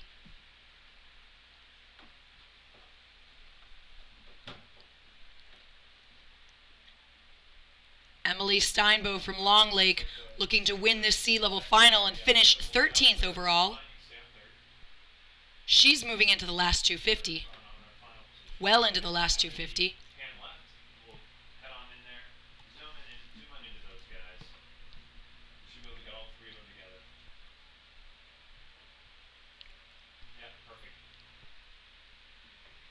And we see these guys coming close to the line. This is the women's youth single C-level final. And it's Emily in lane 2 from Long Lake who's going to win this by open water and finish 13th in her event, the women's youth single, followed by bow number 4, Alexia Rojas from Tampa, then Mara in lane 5 just behind her. Some nice racing from these ladies. It's Emily, Alexia, Mara, with bow number 3, Clarissa Hand of Tempe, cruising through the line right here. And up next is the men's youth single C-level final. Ooh. Crab in lane 4. Looks like he's recovered. Smart recovery there. Stopped for just a moment to compose himself, and he is back off and running. That was lane 4, Anthony Williams of Friends Select. Do the shot again. And we'll pan back up to our leader. Can you give me a bow number, please? Perfect. It's bow number 3, Julius Stenner. Unaffiliated USA just behind him as these guys cross through the 750. We see bow number 5, Thomas Johnson.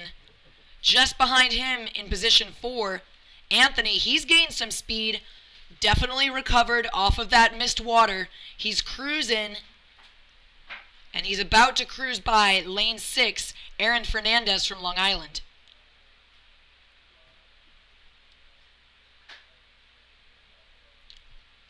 Bow number 4, bow number 6, duking it out for spots 3 and 4.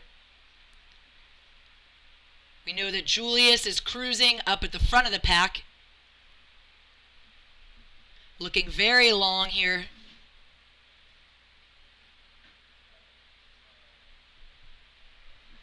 It is Julius in lane 3. He's got an open water lead over the rest of the pack. Just behind him from there is lane 5, Thomas Johnson from Navesink River.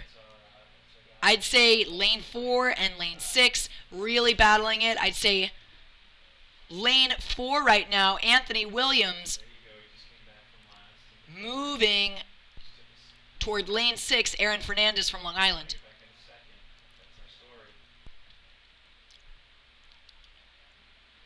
And we see a nice push from bow number 5, Thomas Johnson.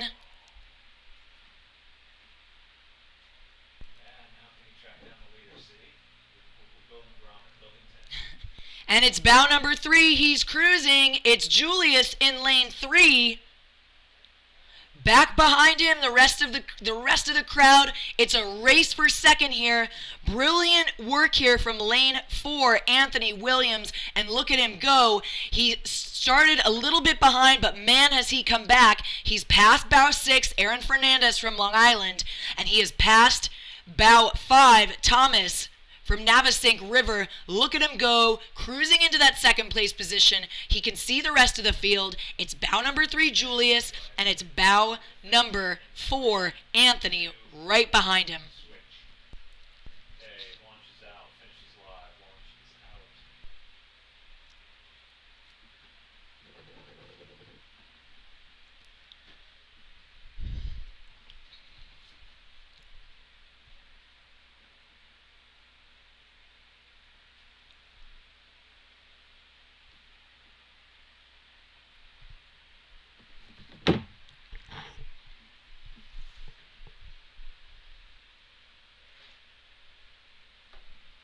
These crews now moving into the last 250.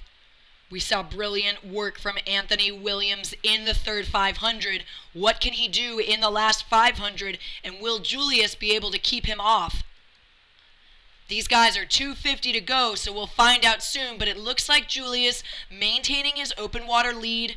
Anthony doing really good work here as these guys cruise into the very last stretch of this final.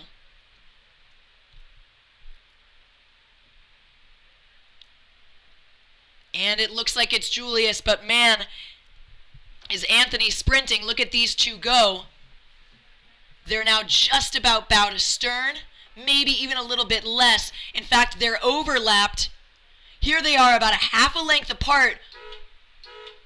Very tight finish here, lanes 3 and 4. That was Julius, followed by Anthony, followed by lane 6, Aaron Fernandez in third.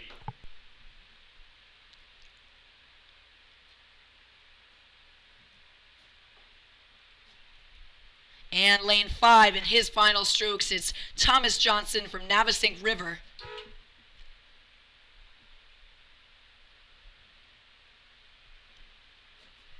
And that was the C-level final for the youth men's single. A good race from all of these guys.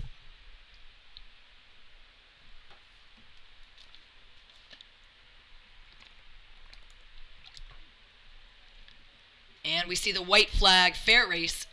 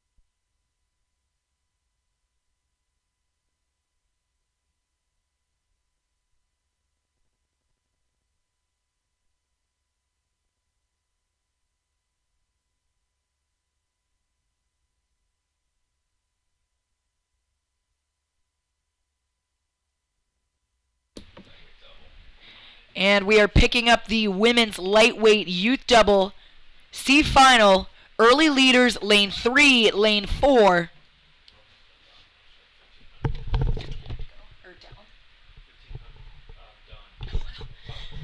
And with just about 500 meters to go,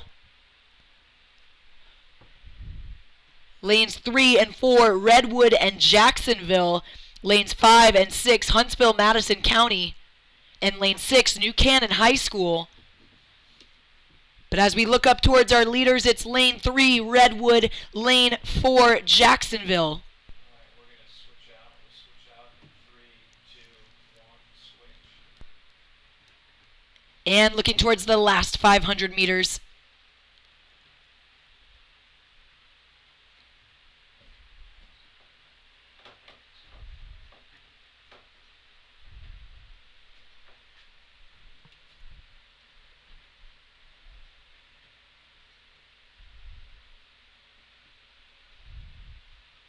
Entering in towards the last 250 here. Lanes 3 and 4, Redwood, Jacksonville. Looks like lane 3 advantage over lane 4.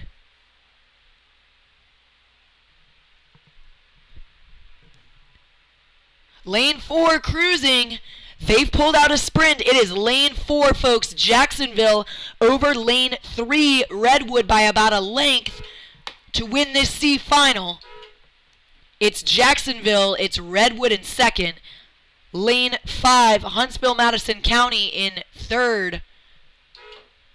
Followed by lane 6, New Canaan High School.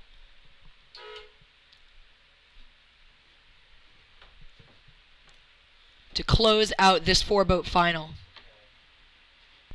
right, launch cam is full screen now. Full screen, picture in picture.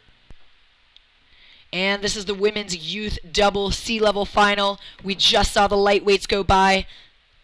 Now looking towards the open weights. And lane 3 off to a fast start. That's St. Andrew looking over to bow balls 5 and 6 who are making a move. That's Sarasota and Lincoln. Tight between lanes 5 and 6, Sarasota, Lincoln. But I'd say it's lane 6 now, decidedly over lane 5. Lincoln over Sarasota. St. Andrew charging. Lane 6, Lincoln, giving lane 3, St. Andrew, a real run for their money. In fact, I'd say bow number 6, Lincoln School, moving faster. And yes, they've now passed St. Andrew. In solid third, we see bow number 5, Sarasota Scullers. So right now, it is a race for first. And a couple lengths behind the field, we see bow number 4, Fort Collins Association.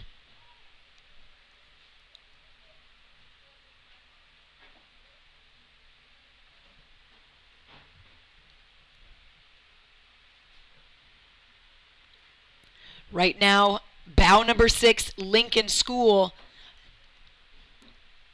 battling with St. Andrew in lane 3 for first.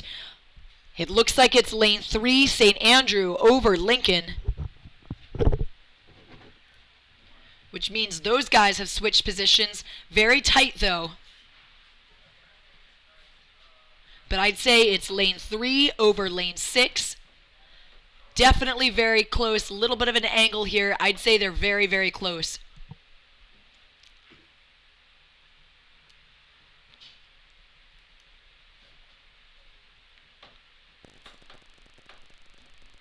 Both of these guys definitely set out to win this C final.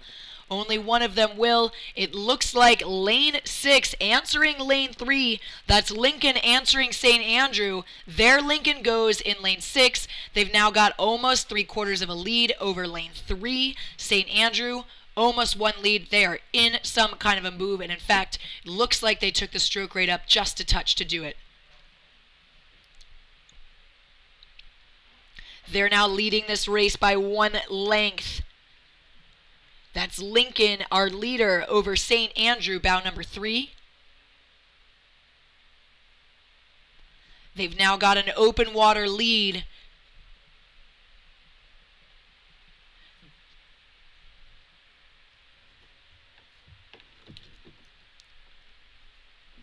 And a couple lengths behind them, we see bow number 5, the Sarasota Scullers. And about 10 or so seconds back, we see bow number 4, Fort Collins Association. These guys looking into the last 500 meters or so.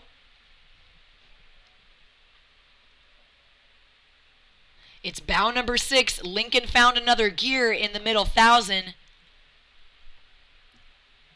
Let's see what kind of sprint they've got planned as we look towards the last 400. St. Andrew maintaining contact. Just saw their bow ball touching into Lincoln's stern.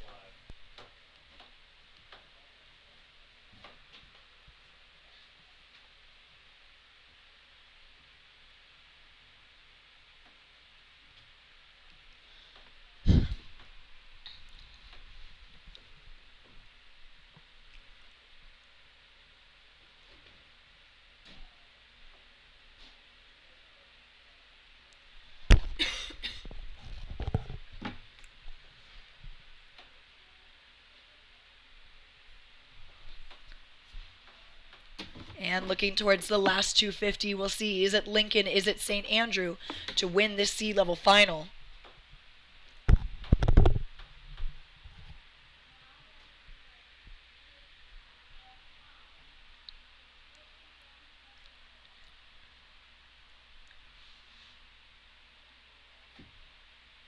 With less than 250 meters to go,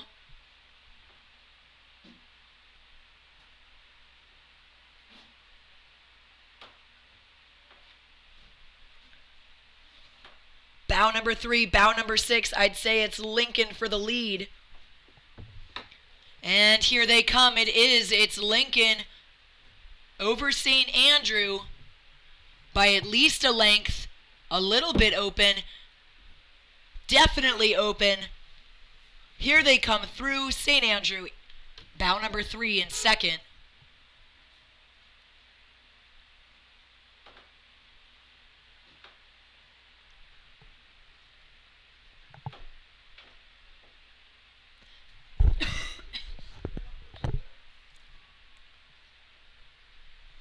And here comes the rest of the pack. It's bow number 5. The Sarasota Scullers just crossed through the line. Followed by bow number 4, Fort Collins Association.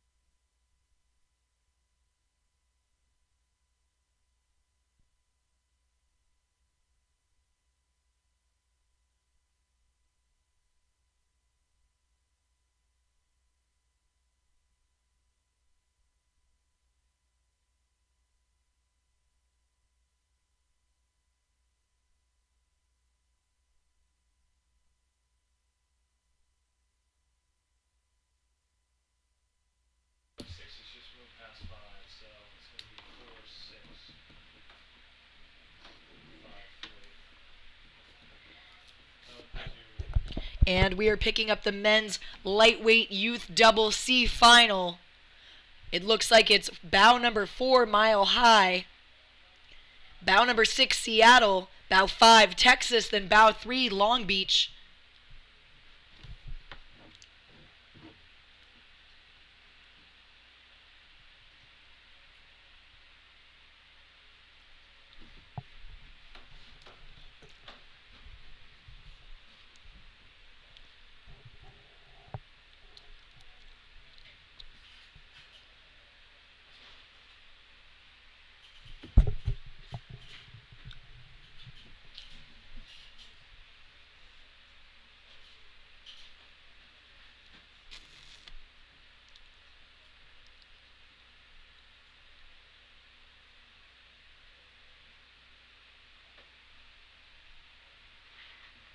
And it's bow number 4 still leading the pack.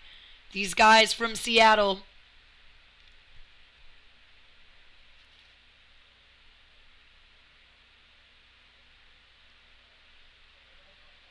Cruising towards the last 500.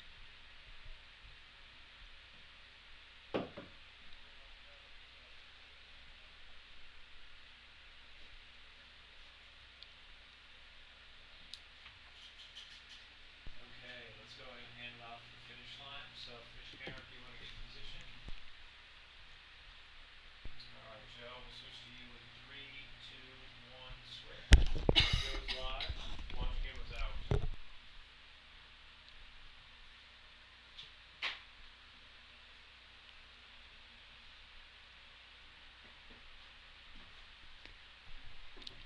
Looking towards the last 250 of this race. We saw Seattle in the lead last we checked, looking to win this sea level final and finish 13th in the nation.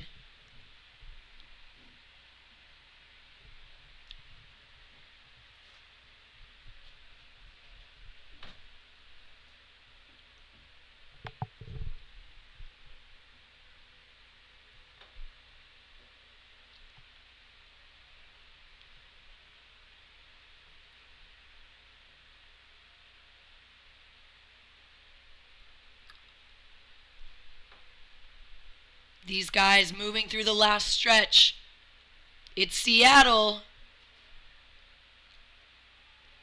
over lane 4. East End Institute. Here comes Seattle in lane 4. Maritime in second in lane 6.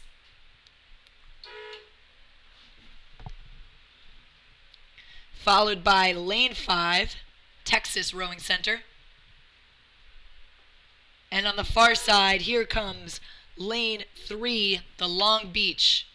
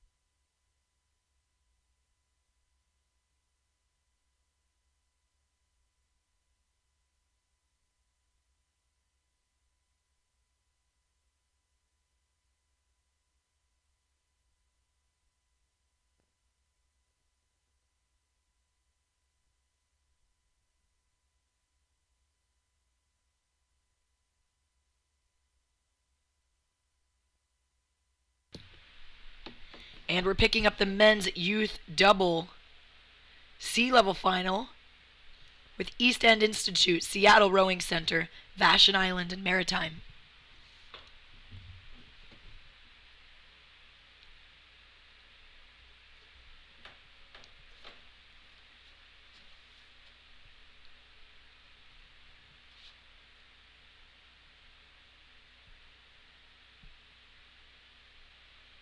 And as we approach the 5 to go, bow number 4 and bow number 6 really duking it out here. That's Seattle and Maritime.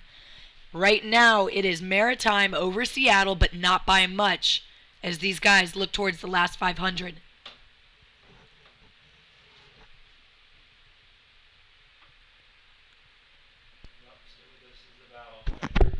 And it's Maritime over Seattle, but look out, here comes Seattle for the last 5. They've definitely just shifted up. I'd say now it's Seattle over Maritime. It is Seattle over Maritime. These guys are looking to take it in the last 500.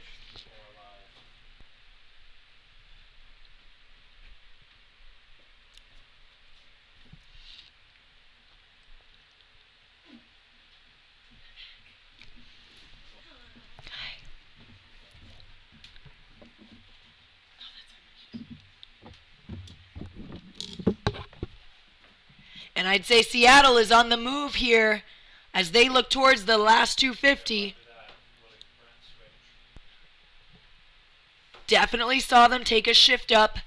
We'll see as they get a little closer just how much they were able to push Maritime away and how much Maritime was able to hold off their move.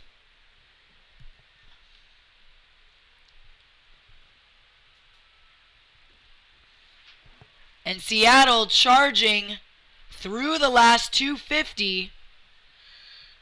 They're looking to finish 13th in the nation today.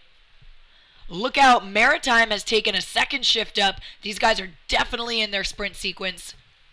Seattle, Maritime, it's going to be close. I think it'll be Maritime though. Here they come. It's Maritime and Seattle. Maritime first, Seattle second. Nice work from those guys. Followed by bow number 5, Vashon Island. And in their last 10 strokes now, East End Institute in lane 3.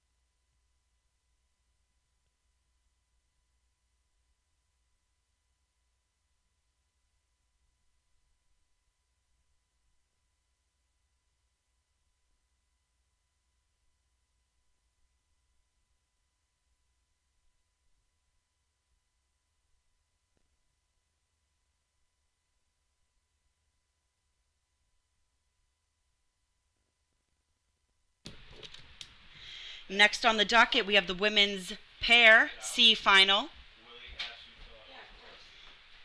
In lane 1, we have Baltimore Rowing Club. In lane 2, Mountain Lakes. In lane 3, Long Island. Lane 4, Greater Lawrence. Lane 5, Newport. And lane 6, Texas.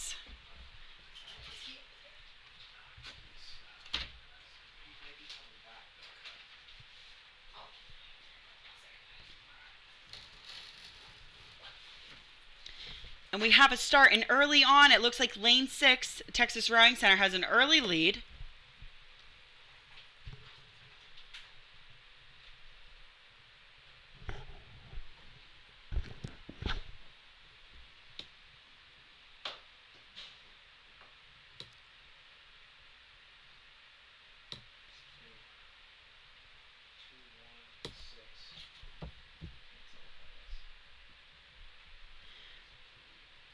And And as we break away from the start, your leaders look like Lane 2, Mountain Lakes, Lane 1, Baltimore Rowing Club, and then Lane 6, Texas Rowing Center. Which bow number that is? Sorry, third place. Second, third. Third seems tightly contested between Lane 1 and Lane 4. Black boat to your left. Is Lane 1, Baltimore Rowing Club, and Lane 4 is Greater Lawrence. Texas. Then 4, perfect. And as we move into this 500-meter mark, the field has already spread significantly.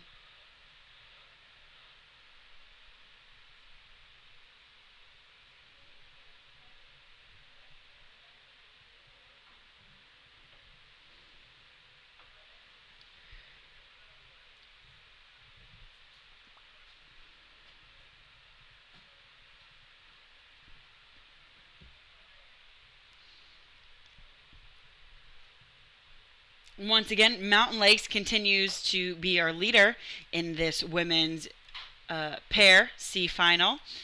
And their bright orange Vespoli. Those on the shores can be looking for their white top coming down the course. Can't miss that Vespoli. Texas Rowing Center in Lane 6.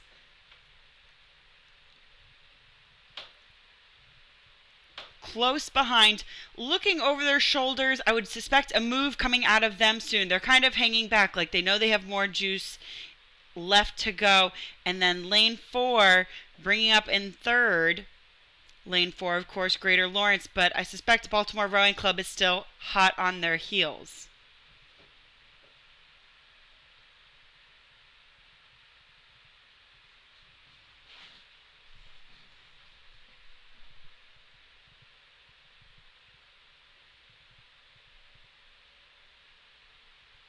Alright, you can go ahead and we'll go wide and then back up to the start, or back up to the cruise.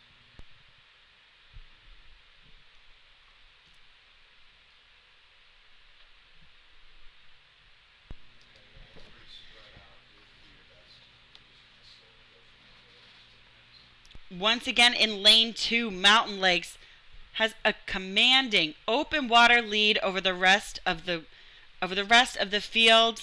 They look very calm, long strokes. You can tell they feel really good about their race already as we're heading into the 1,000 meters. Baltimore Rowing Club behind them, but with open water. Or excuse me, not Baltimore Rowing, Texas Rowing Center.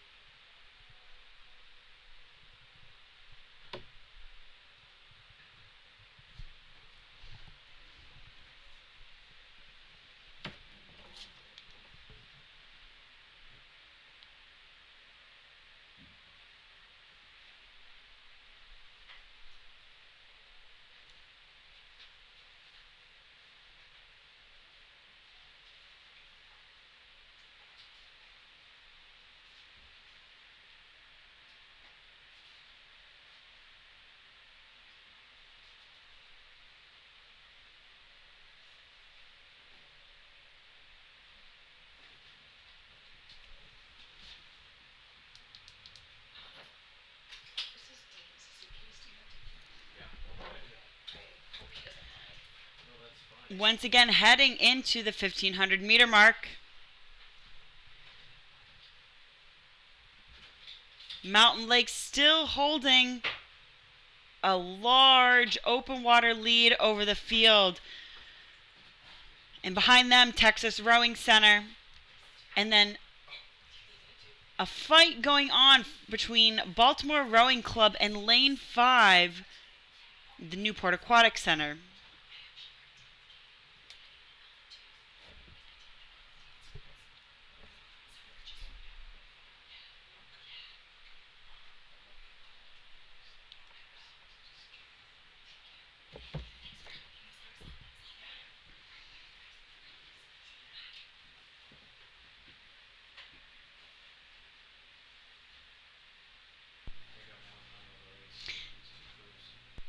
Third place is becoming hotly contested between this Baltimore Rowing Club pair of Miss Hinton and Miss Petrelli. And lane 5, Miss Perna and Miss Bobjack. But Mountain Lakes still holding that lead, followed by Texas Rowing Center.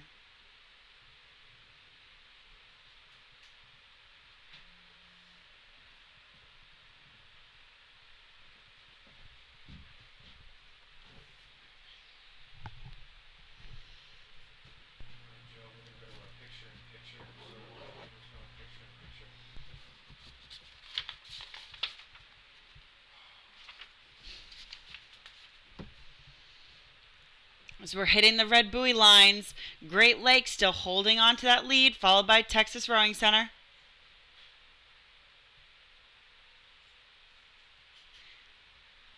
Texas Rowing Center trying to make a move.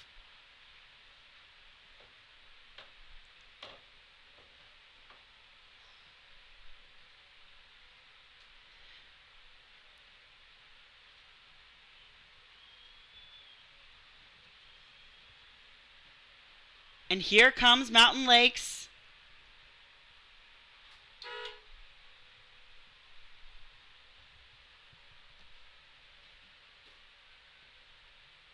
Followed by, who will it be in second? Lane 4, Greater Lawrence, followed close behind Texas Rowing Center.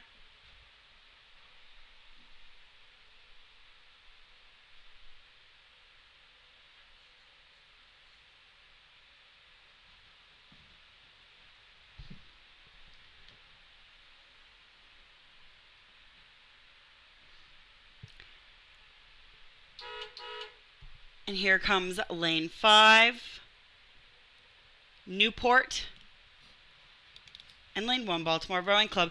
Now for the men's pair C final. We have a start, and an early lead is lane 5, North Bay. I'll read quickly the lanes. Lane 1, Westerville. And I should say lane 2, Westerville. Lane 3, Row America Rye. Lane 4, North Bay. Lane 5, North Bay, and lane 6, Norwalk River.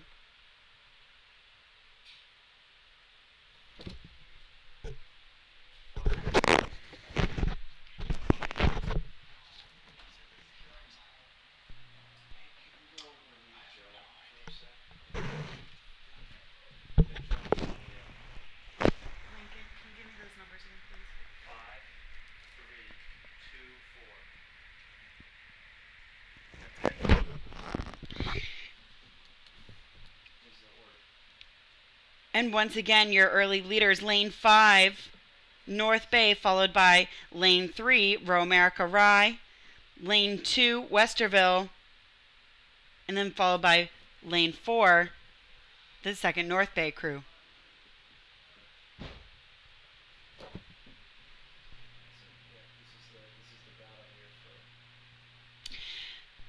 The battle right now will be raging between lanes 4 and lanes 2 as lane 5, the first North Bay crew, continues to hold lane 3, Row America Rye, at bay. Still a lot of race left to go.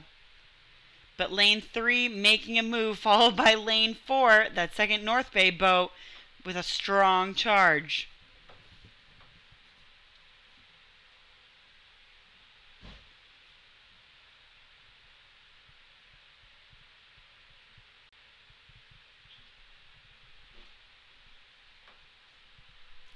The Row America Rye boat going at a slightly lower stroke rate than that second North Bay crew in lane 4, but looking very strong, making a lot of movement through the water.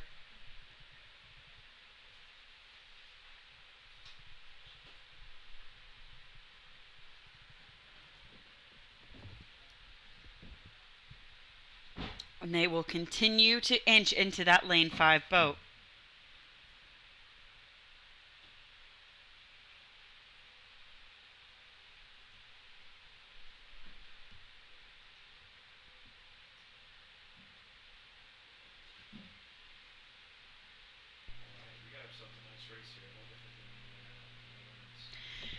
Don't look now, but the men's pair is going to be a race. Lane 5, still holding that slight lead, but Row America Rye in lane 3 has made its charge, pulling ahead of lane 4. But don't look now, lane 2 with Westerville, as we push through the 1500 mark, will not be forgotten.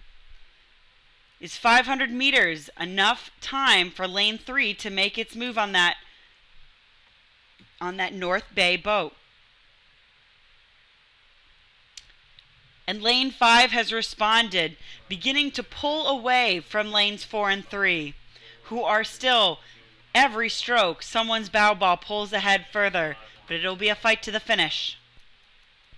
It's a nice coverage there. That second place between those three boats.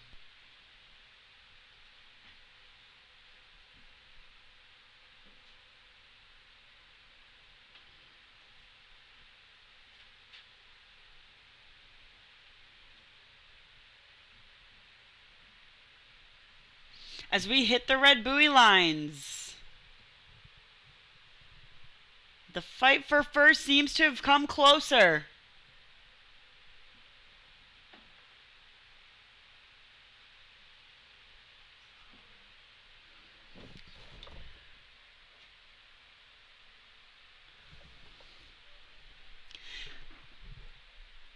Lane 3, Row America Rye, has surged, made the move on lane 5. Will they be able to hold them off? It's going to be close, folks. No, lane 5 will surge back ahead, followed by lane 4, followed by lane 3.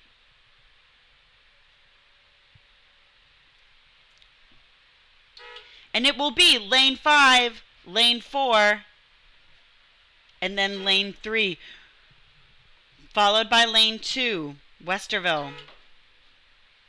Row America Rye made a great push there, but just not enough.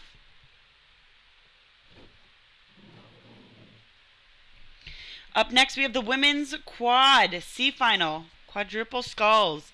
In lane 2, Greater Dayton. In lane 3, Long Island. In lane 4, Greenwich. In lane 5,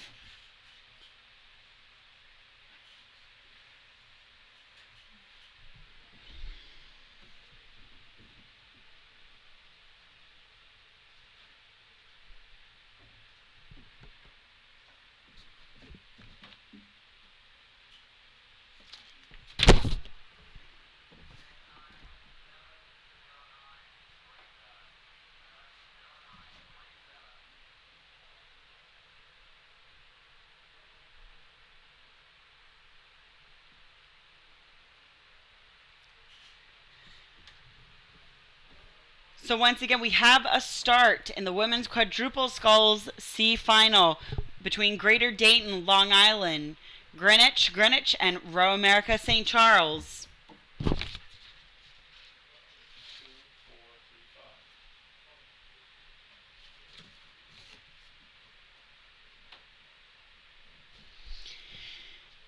And your early leader, lane 2, Greater Dayton, followed by lane 3, Long Island, and then followed by the 2 Greenwich crews in third.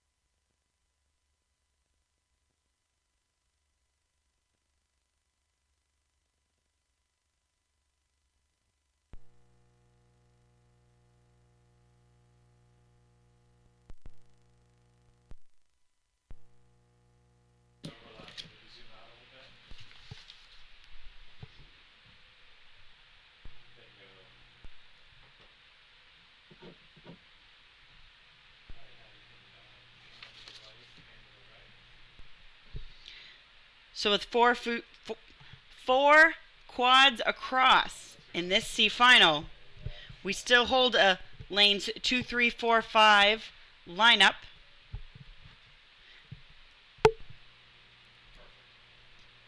As the Greater Dayton Association continues to hold a steady lead.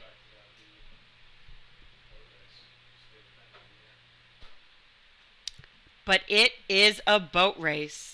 Lane 4, Greenwich, will not let them take it easily.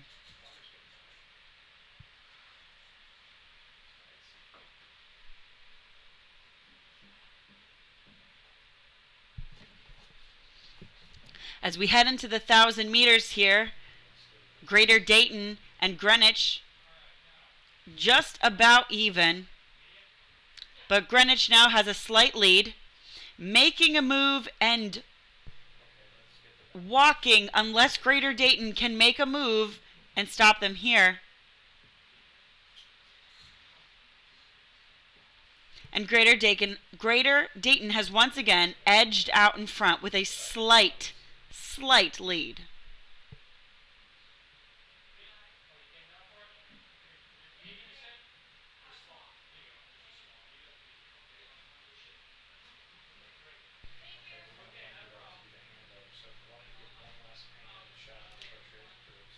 As we move through the 1,500, it's still either one of those crews' chance to take the top spot.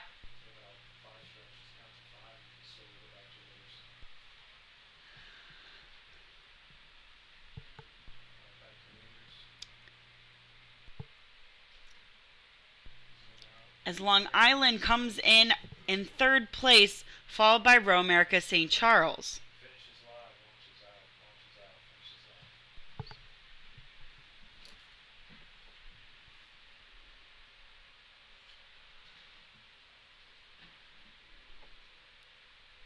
Once again, we have a battle for first place as Lane 2, Greater Dayton, and Lane 4, Greenwich, duke it out once we hit the red buoy lines.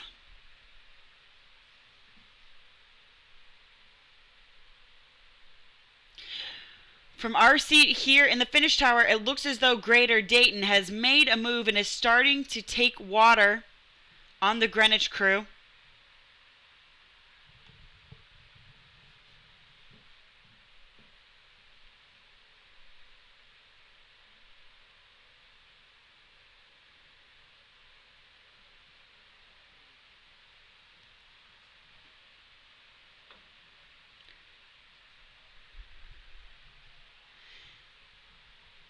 It'll be close, though, as Greenwich makes a huge push at the sprint. Greenwich making the move. Greenwich pulling ahead. Greenwich taking seats. They'll cross the line first before Greater Dayton.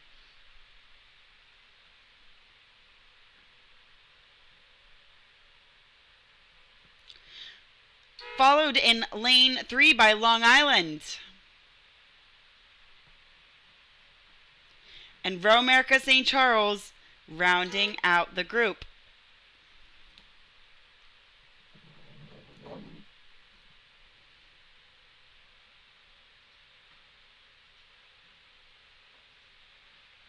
Up next, the men's quadruple sculls C final.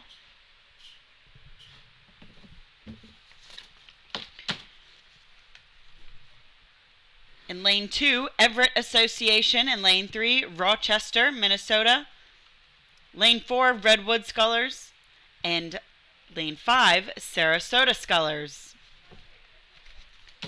A fast start as lane 5, Sarasota Scullers, pulls away with lane 4, the Redwood Scullers, close on their tails.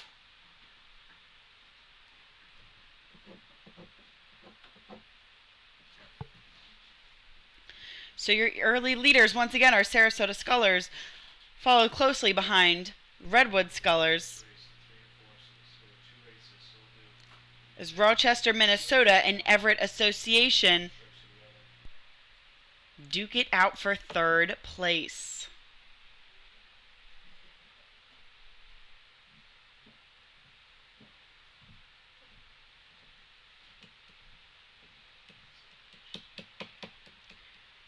Redwood Scholars lengthening out.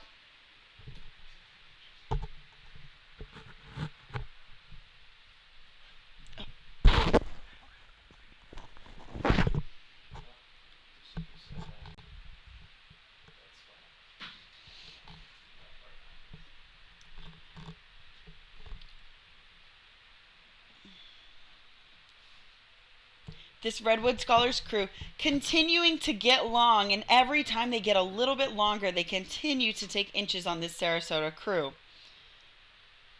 The Sarasota Scholars crew, remain calm, don't seem too flustered, and I think we'll see them make another big move as we cross through the 1,000.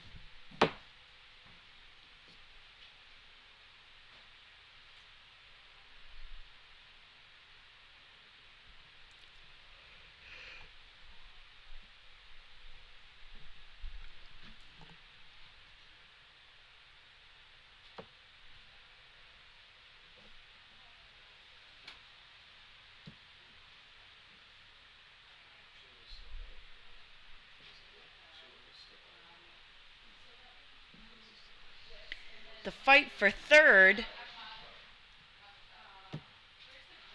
is being won at the moment by Everett Association, who seems to have made a strong move on Rochester, Minnesota. But Redwood Scholars has now made a massive move over. The Redwood Scholars have made a massive move over the Sarasota Scholars, breaking open with open water.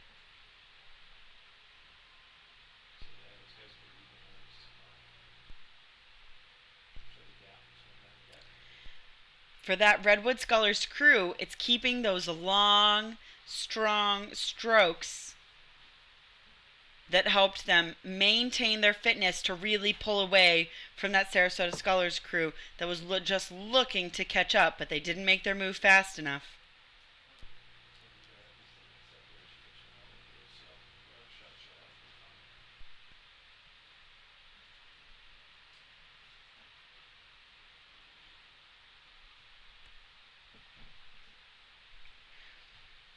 In the battle for third, Lane 2, Everett Association, has begun to pull away from the Minnesota crew.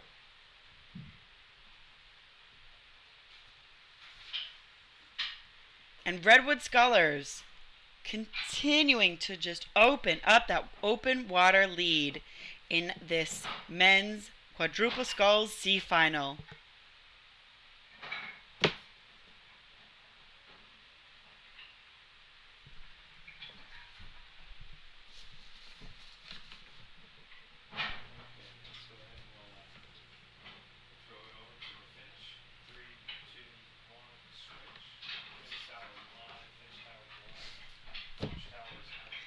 We're about to hit the red buoy line.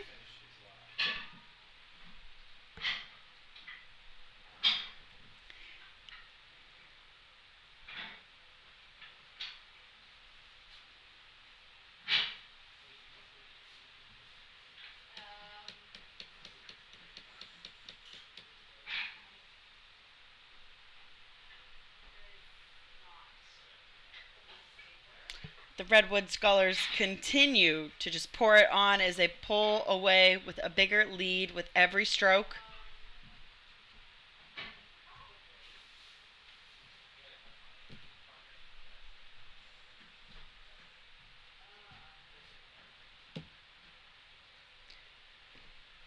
But out in lane 2, don't think fast. Everett Association has started their sprint early, bringing up their stroke rate to make a move to try to catch up. We'll have to see if Redwood can hold them off.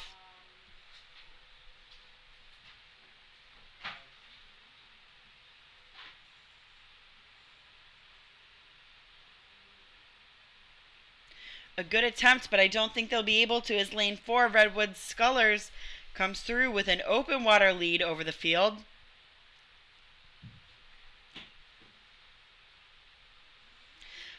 Followed by, will it be Sarasota Scholars first or Everett? I'm not sure, but we'll find out. Too close to call for this girl, but check out herenow.com. I'm sure they'll let you know. And bringing up the rear, the Minnesota crew. And we're on to the next C final event, the women's lightweight 8. It's live. Crews have launched in lane 2, Pocock Center, followed by lane 3, Chicago Foundation, lane 4, Texas Rowing Center, and lane 6, Arlington Belmont.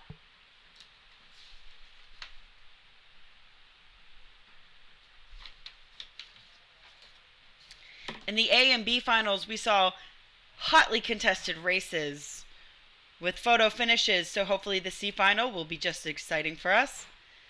Out to an early lead, Texas Rowing Center pushed its bow ball up front, but all crews still connected, and it's anyone's race.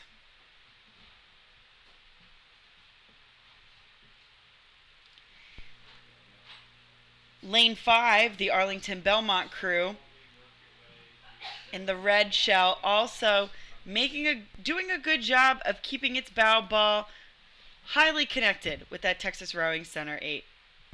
I would not be surprised if we saw them wait in the shadows and make that great big move at the 1,000. And we'll have an exciting race on our hands. In lane 3, Chicago Rowing Foundation and their black boat. They're rocking the white tanks and white hats, so you can see them from a distance. Followed by the Pocock Center.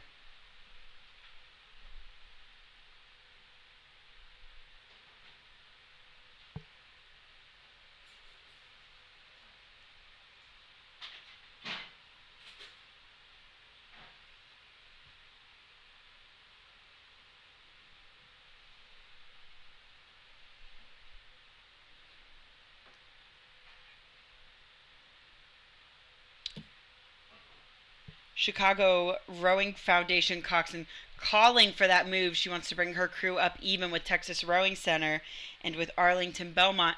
Texas Rowing Center continuing to hold that slight lead over Belmont. The coxswains are eyeing one another down, though. Who will make the move first? We'll have to wait and find out.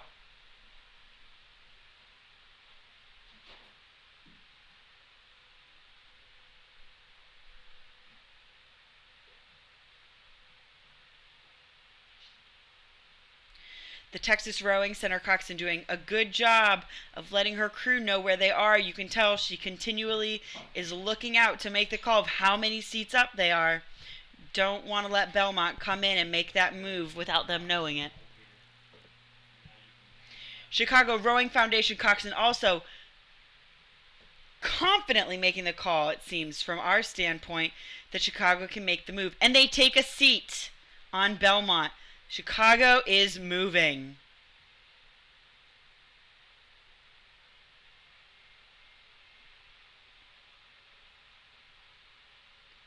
Chicago is on its way on taking another seat on the Belmont crew. Texas Rowing Center coxswain really taking notice of that Chicago crew's move. As we head closer to the 1,000, I'm thinking it's going to be a great sprint for everyone here on shore.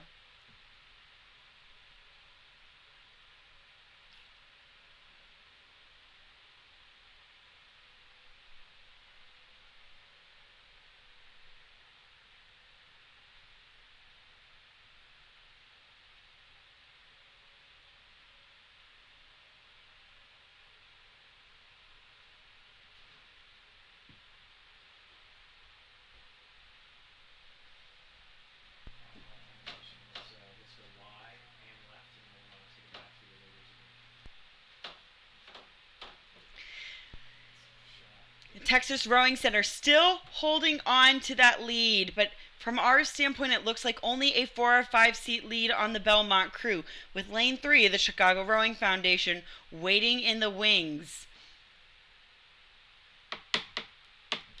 Who will make the move on the Texas Rowing Center crew first? It seems his Belmont might have done so.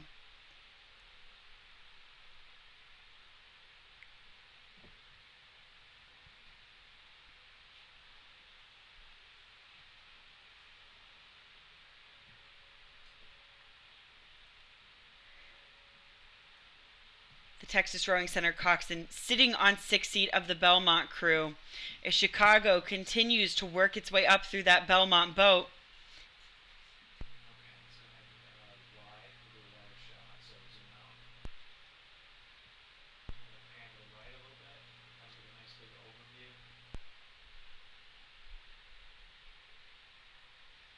I'm sorry, pan to the left. I don't have my directions. As we cross through the 1,500 meter mark, those on shore should pay close attention. It's going to be an exciting finish in the women's lightweight 8 C final.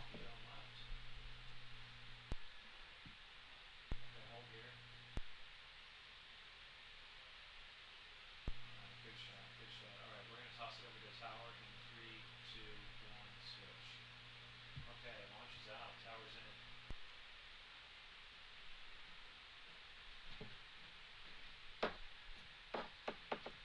Once again, as we get closer to these red buoy lines, our presumed leaders are still Texas Rowing Center. But don't really count out any of these other crews just yet.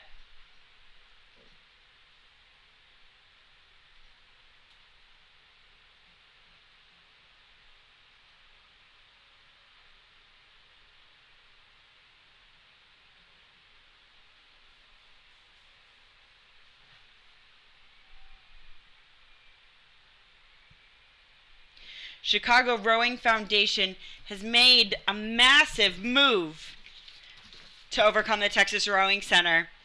Huge sprint from that Chicago crew that we knew had the juice left in them to make the move as we come into these last 150 meters. Can Texas Rowing Center respond in time? I'm not sure. Belmont also making their sprint really hard, really fast. I think Chicago is going to hold them off. It looks as though it'll be Chicago, then Texas Rowing Center, followed by Belmont.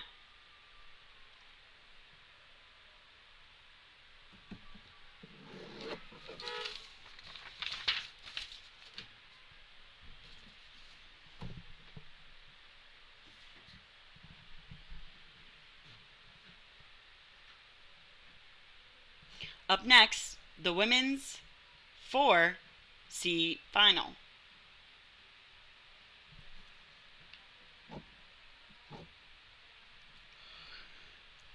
In lane 2, we have Saugatuck. In lane 3, South Jersey. Lane 4, Mount St. Joseph Academy. And in lane 5, Chicago. Okay,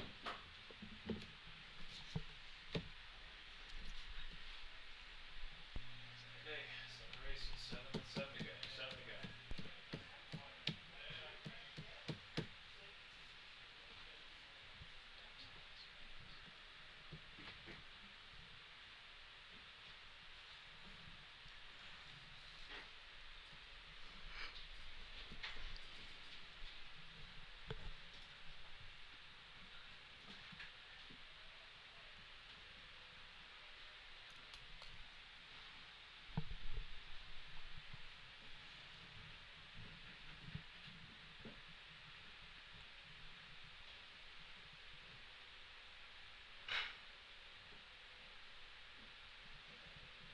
And we have a race.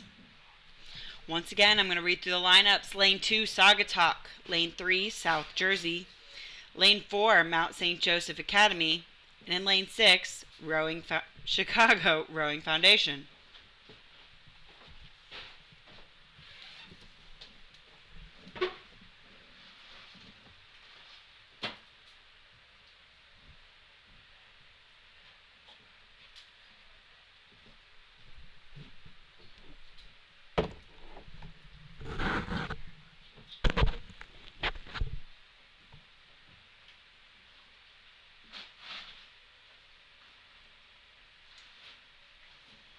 And we'll have your early leader for you in a moment. It looks like in this women's C4 final, lane 5,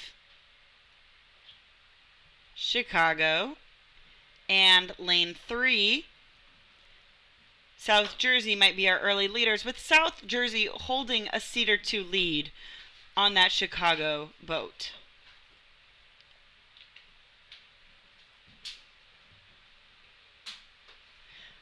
And don't forget about Mount St. Joseph, has not left itself to be forgotten.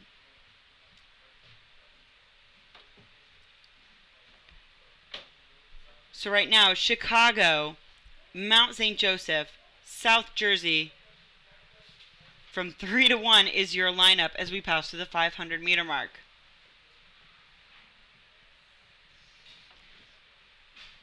Mount St. Joseph doing an early job of just laying it all out, pulling away from the field as they get deeper into the race out in lane 4.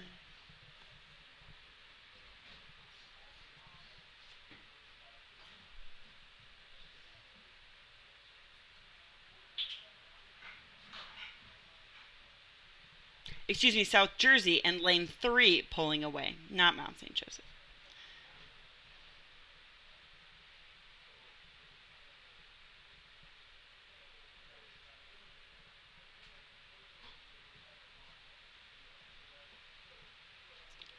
So the Jersey crew leading the way, followed by lane 4, Mount St. Joseph, followed by lane 5, Chicago.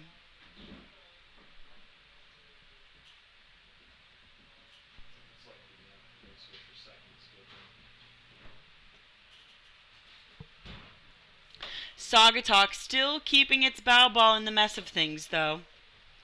Making a move now to contest with lane 4 for that second place shot. Once again, the Jersey crew leading the way, followed by the purple shell of Mount St. Joseph.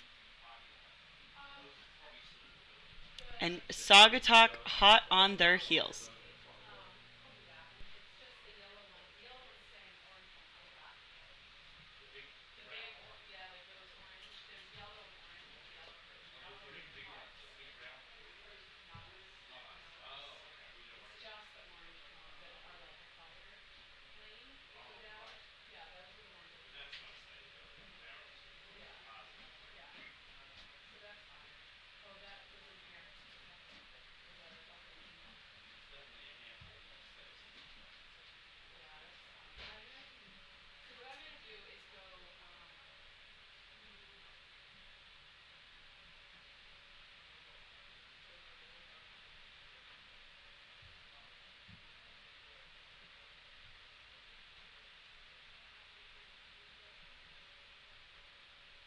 Lanes 2 and lane 4 still holding pretty tight together. And these bow-loaded 4s, coxswains, well, it might not be as pronounced as in an 8. You can see them glancing over the hulls of their boat, glancing over the gunnel, checking out their competition. Who's going to make that move on this Jersey crew first?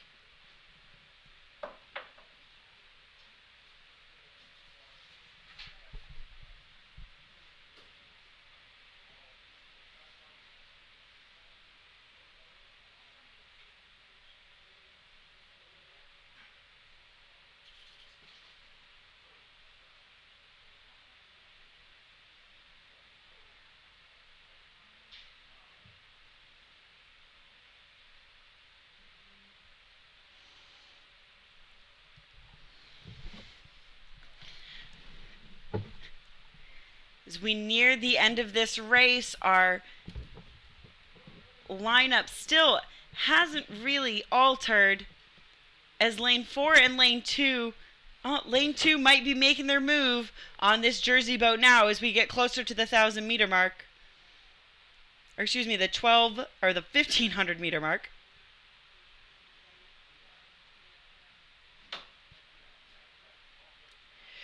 Jersey may be opening their sprint a little early to keep this lane 2 crew at bay.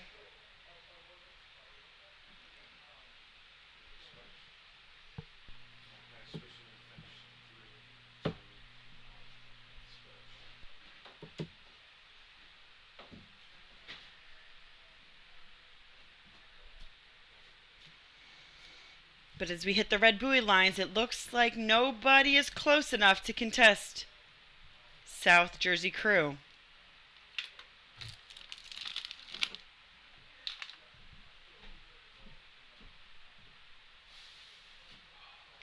Saugatuck may have just dipped out of a small crab there. They are making a good move, but faltered just a little bit. Let's see if they can gain it back.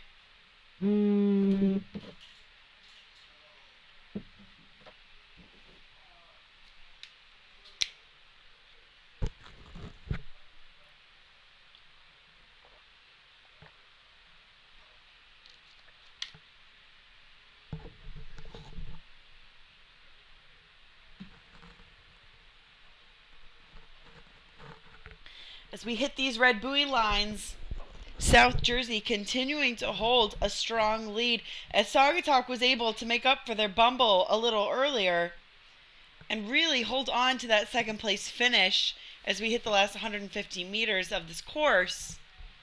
So it'll look like South Jersey in lane 3 will hold on to their top finish.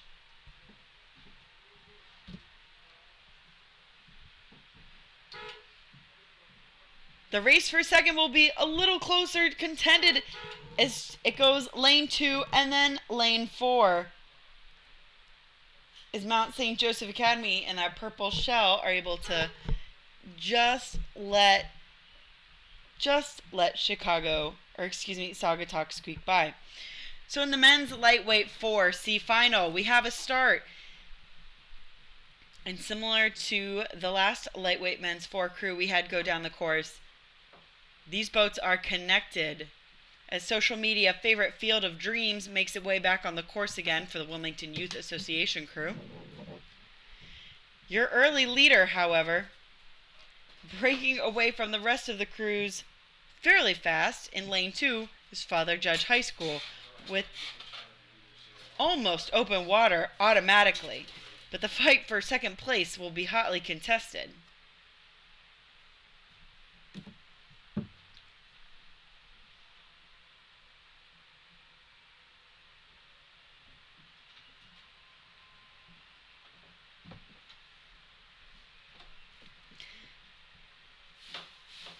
So it seems from my standpoint in the finish line, second place is currently held by lane 5, Norwalk River Rowing Association, but out ahead of everyone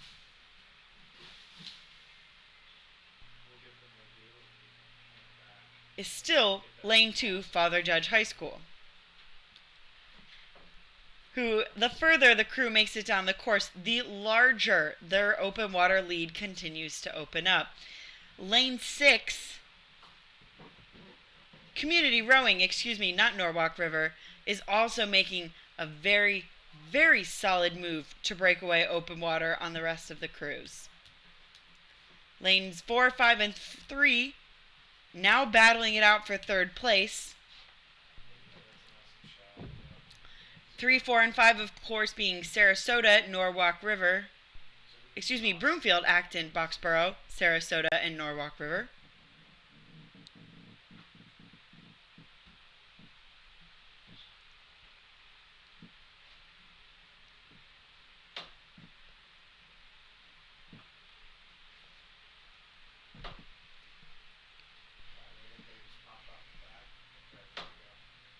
As we are through the 1,000-meter mark, we still see Father Judge and CRI breaking away with open water, but the fight for third will be contested.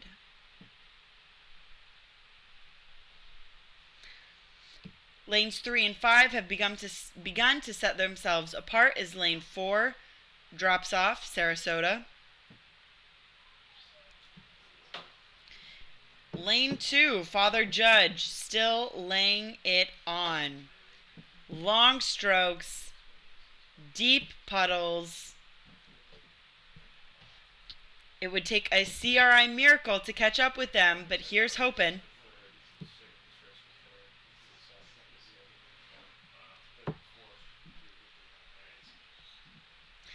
Out in lane 5, Norwalk River Association has made a move over lane 3, Broomfield, Acton, Boxborough.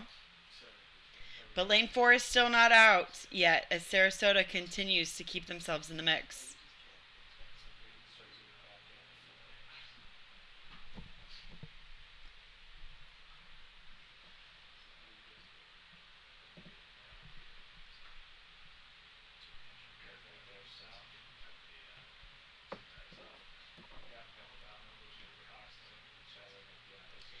in lanes 3 and 4 in these bow-loaded fours. The coxswains are still getting the opportunity to eye one another up as the young lady in 4, the young Sarasota coxswain, has made a call, and the Sarasota rowers have responded, taking a seat on lane 3.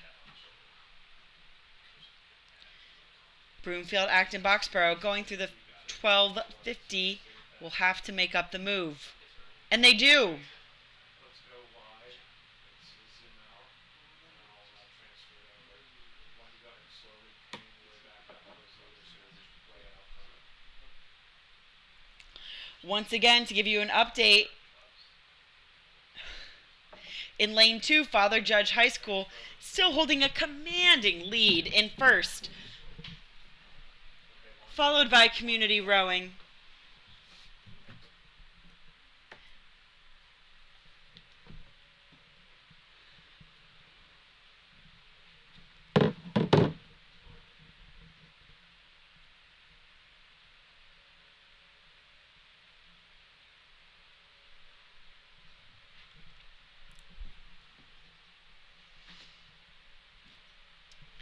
As we hit these red buoy lines, it'll be a close call for third place as these crews begin to make their moves on that CRI crew that has seemingly dropped back a little bit.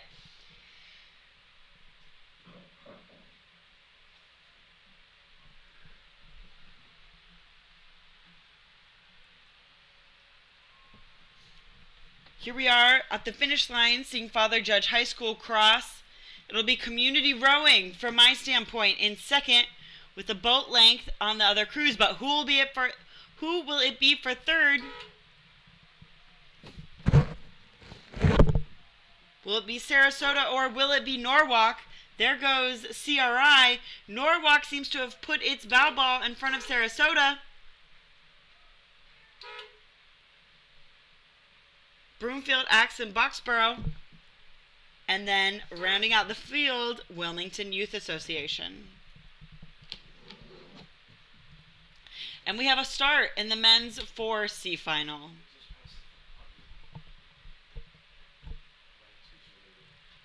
And out early in lane 2, CRI. Reading through the lanes, CRI in lane 2 are early leaders, followed by lane 3 in Gonzaga College High School. Lane 4, Cincinnati Juniors. And lane 5, Twin Cities.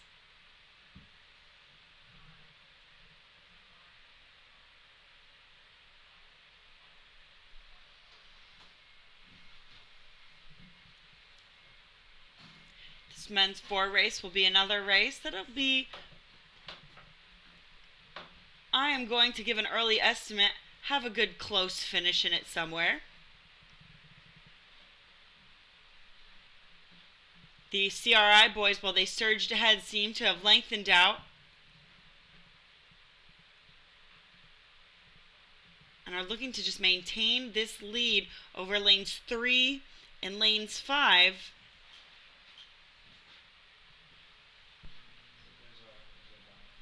Will they just work through the 1,000? Not to be forgotten, lane 4, Cincinnati Juniors, is poking their way back up to contest with lane 5 for third place. Cincinnati Juniors crew stroked by Ricky Vandergriff. Also the stroke of the U.S. national team LTA 4 that won silver at the 2015 World Rowing Championships.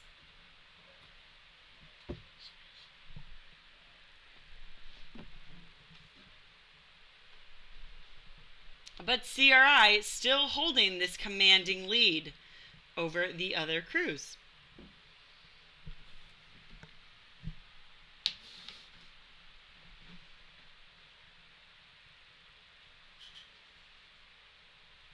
CRI with now slight open water on lane 3 Gonzaga.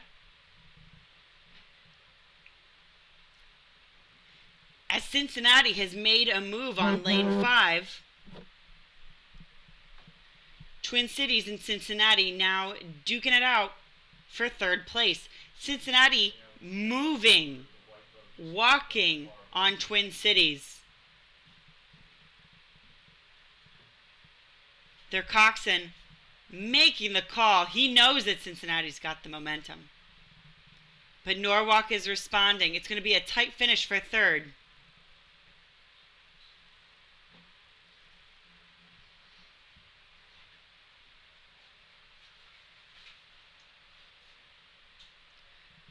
Community Rowing seemed to have had an accident in their boat as they drop back to second or maybe even third place as Gonzaga picks up the lead.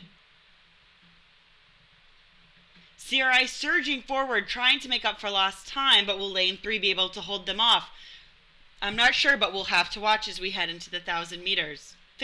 Last 500 meters, excuse me.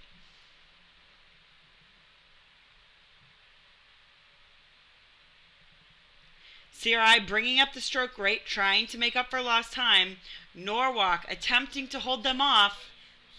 Cincinnati Juniors was able to hold off lane 5 as we move closer to the red buoy lines.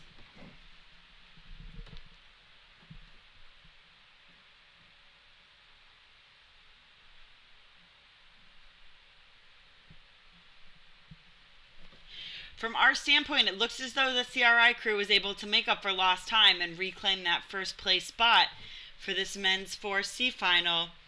But for second and third, we'll have to watch out and see what happens.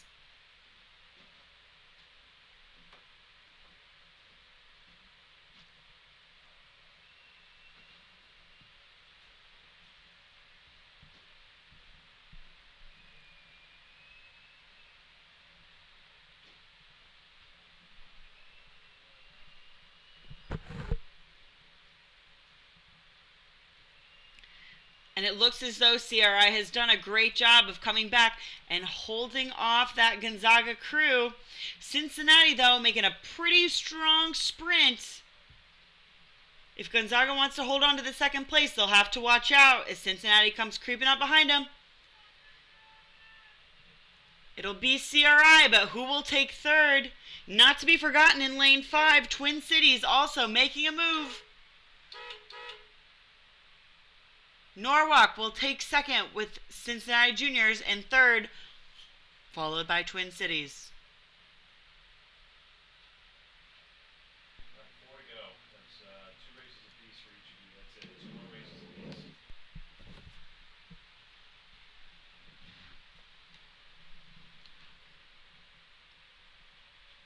We're going to finish strong. We're going to give the people what they want, which is a great show. Give them a little slap happy over here. It's been a long time.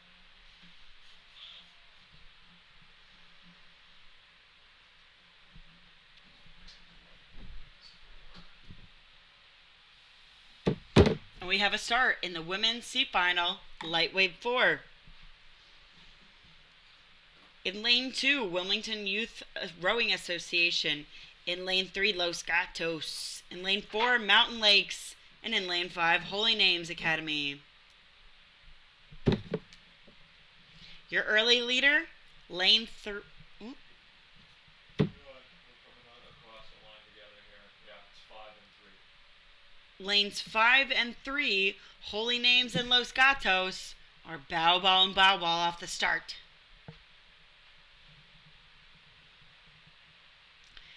Lane 4,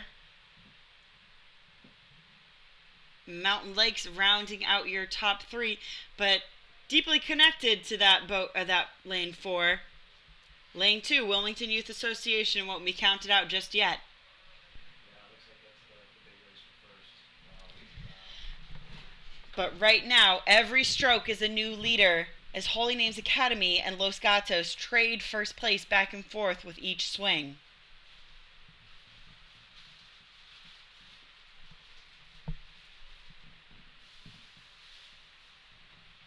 So we passed the 500-meter mark. Holy Names Academy has been able to hold a slight lead over Los Gatos. Let's zoom out a bit.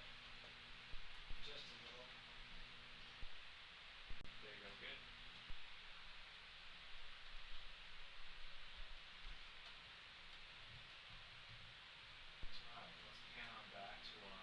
This is our last 4 final of the day. Only 8s left. So if the 4s are your favorite boat, this might be your race to watch because it's going to be a close one for first. Yeah, let's focus on these guys for a second. We'll have time for the set.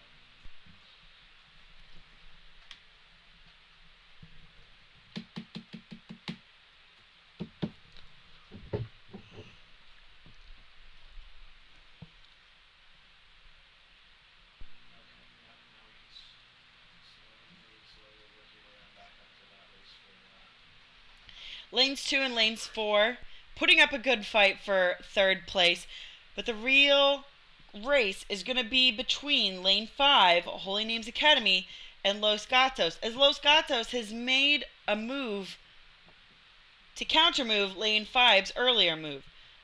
So once again, Los Gatos and Holy Names Academy putting on a show to end the 4's races at the 2016 US Rowing Youth National Championships.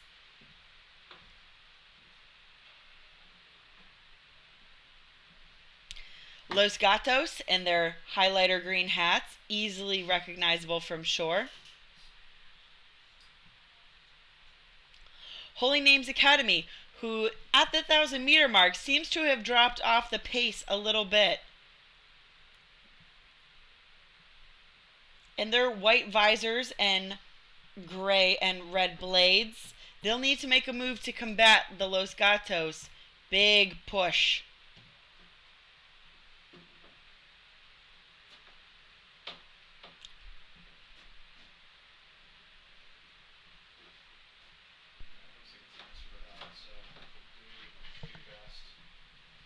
Los Gatos now opening up their lead over Holy Names Academy. Both boats, Holy Names Academy and Los Gatos, port-stroked bucket-rigged 4s.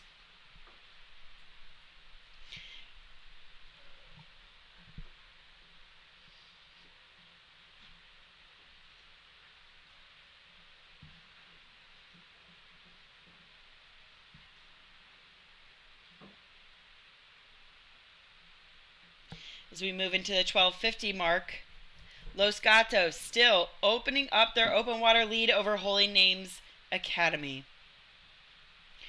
Holy Names will have to make their move, and a big move now, to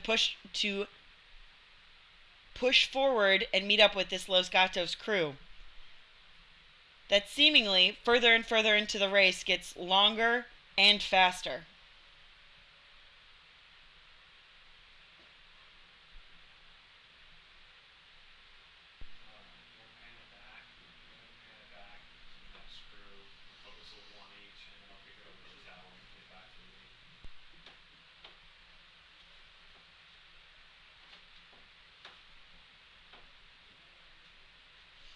Lane 4,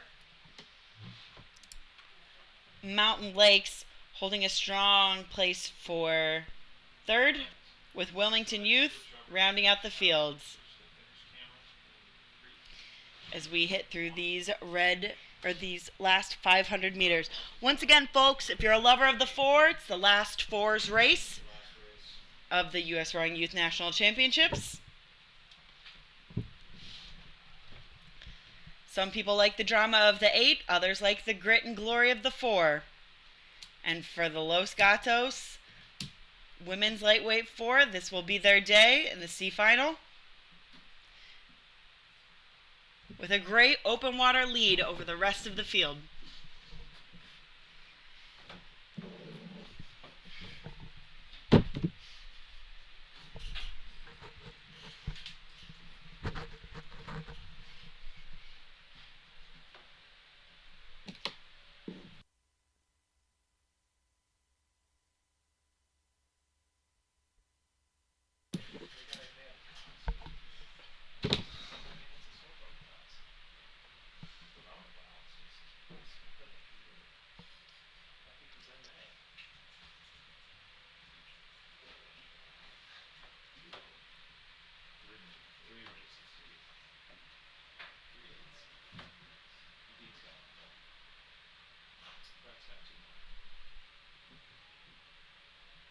And here comes Los Gatos.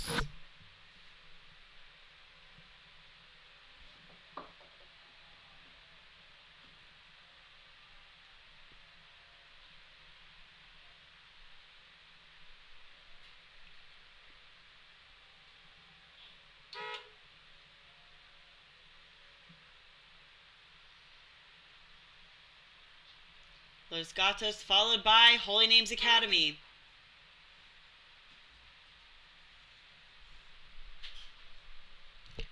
With Mountain Lakes and Wilmington Youth Rowing Association rounding out the field. And in the last 4 race of the 2016 US Rowing Youth National Championships, we now move on to the men's lightweight 8C final. We have a start, and in lane 2 we have Radnor High School.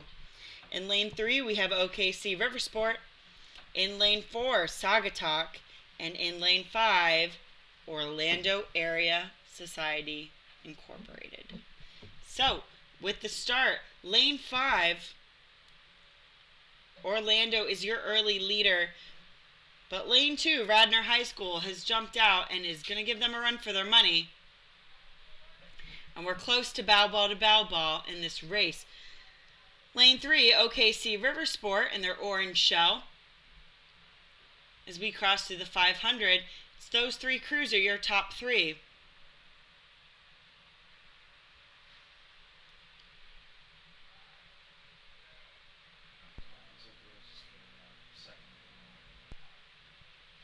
Your top 3 crews,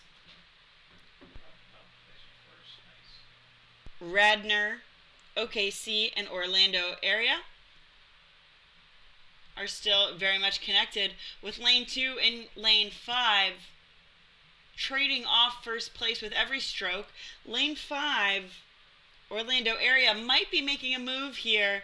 Lane 2, Radnor High School seemingly dropping off slowly, but we won't count them out just yet.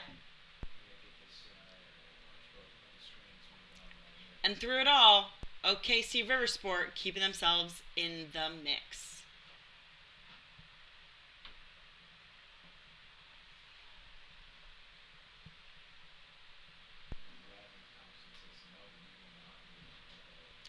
Radnor High's Coxon pushing his rowers on, refusing to let OKC Riversport take another inch. Let's see how OKC responds.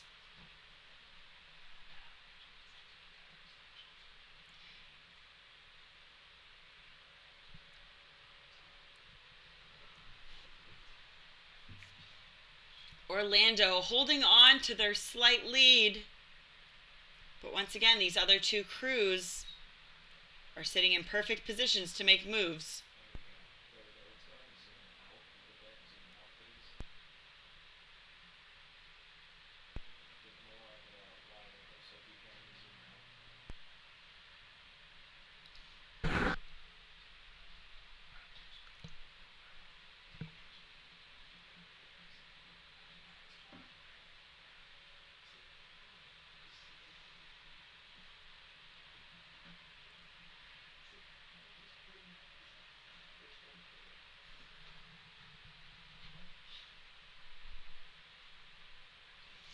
The Radnor crew picking up their stroke rate, their coxswain calling for a move on that Orlando boat out in lane 5. Let's see how they respond. Lane 5 still holding a slight lead over this Radnor crew. OKC has dropped off but is still connected to the other 2 crews.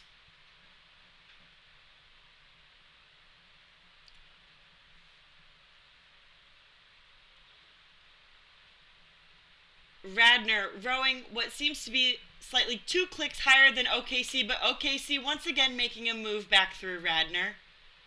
The 2 crews have been back and forth for a majority of the race as we get closer to the 1250 mark. The 1500 mark, excuse me.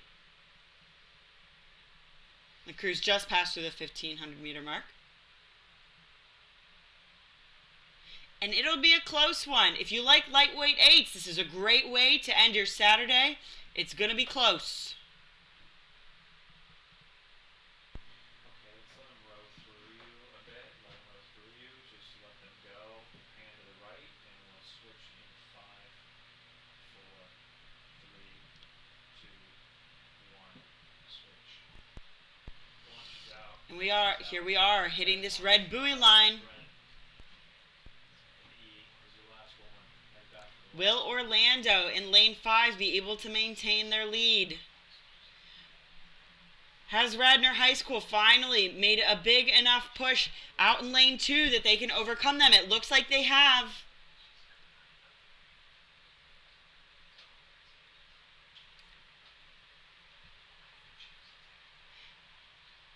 In the red buoys, Radnor opening up their lead now over lane 5.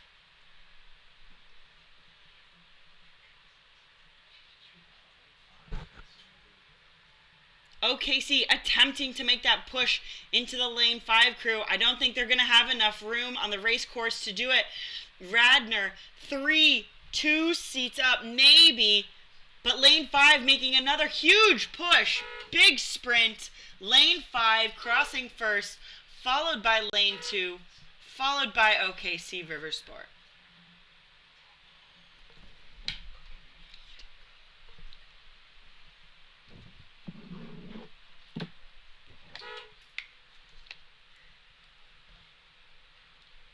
We've got 2 races to go. This is going to be the capstone of today. Race number 89 and race 90.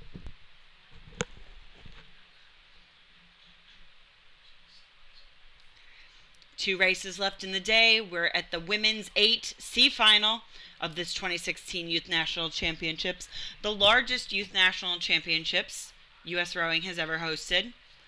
1,771 athletes here in attendance this weekend. 411 entries.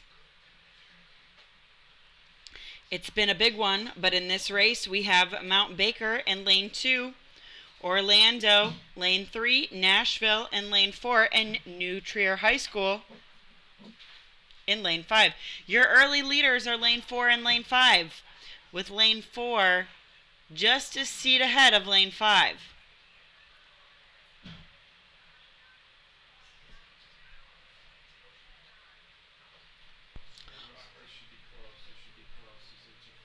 All four crews connected. This will be a tight one, folks.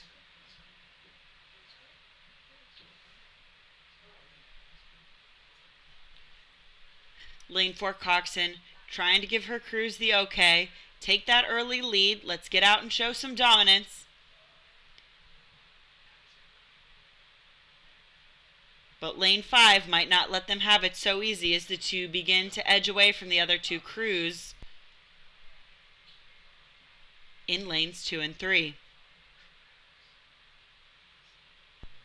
sweet. Now you can go ahead and slowly work your way back through the field to the leader.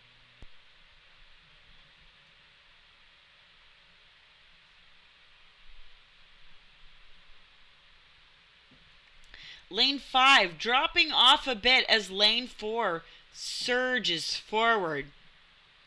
Lane 4, that Nashville crew.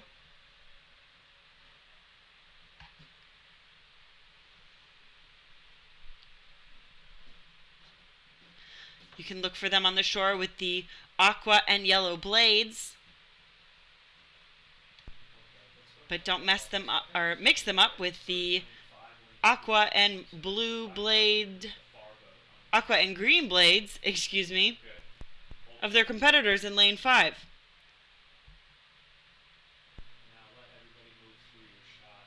Just let them kind of grow faster than you go. Lane 5 trying to make that move back up onto the Nashville crew. The fight for second might be the race to watch as lane 3 starts creeping up onto lane 5. There we go. Good shot. Good shot. as Lane 1 Mount Baker continues to stay connected to the rest of the crews, not to let themselves out of the mix just yet. It's the last ladies' race of the day in this women's 8C final.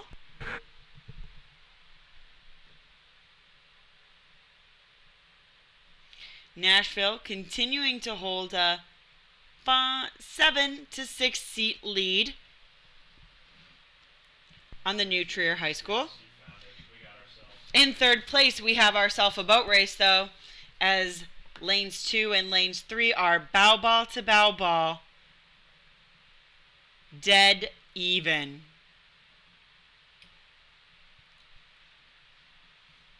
Mount Baker slightly inching forward off of that lane 3 crew, but it's going to be close if Orlando area is able to make a move early enough.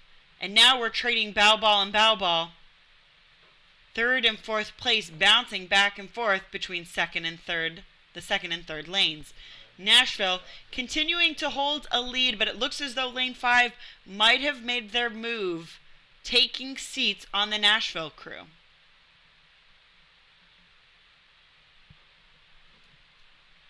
New Trier making them long and heavy strokes as the fight for first will be just exciting as the fight for third is. It's almost as if we have two separate boat races going on. Well, they're not far behind. Orlando area and Mount Baker are really just duking it out for this third place spot. The coxswains sizing each other up, making the calls. This is when it gets hard in that third 500. It's heavy. It's at the end of a long weekend. Who's going to make the move? Nashville still desperately trying to hold on to their lead, but New Trier continuing to just walk through this Nashville crew. I think as we get closer to the 500-meter mark, we might see a new first place winner. As we're going through the 500 mark, we'll see this new leader.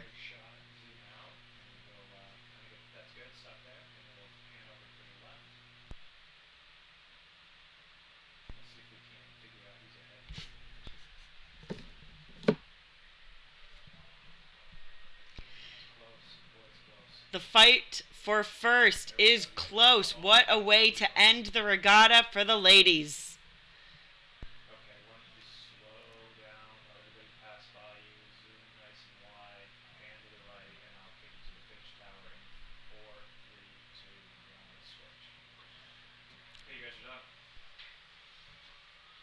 The fight for first is close as Mount Baker has made the move.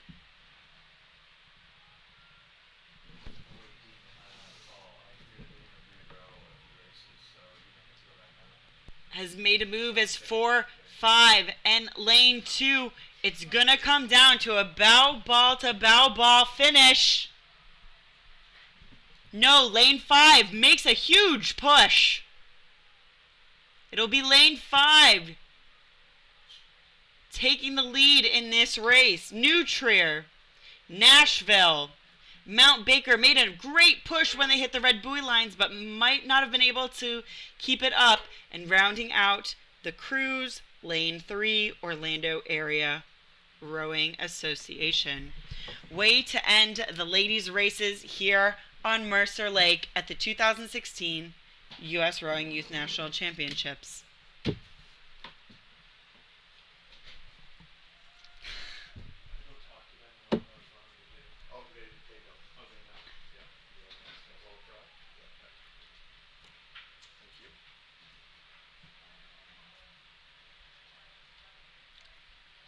And now the last race of the day, the men's 8C final. In lane 2, New Trier High School. Will they be able to do a repeat of what the ladies just did? We'll have to wait and find out. In lane 3, the Lawrenceville School. In lane 4, Dallas United. And in lane 5, Arlington Belmont.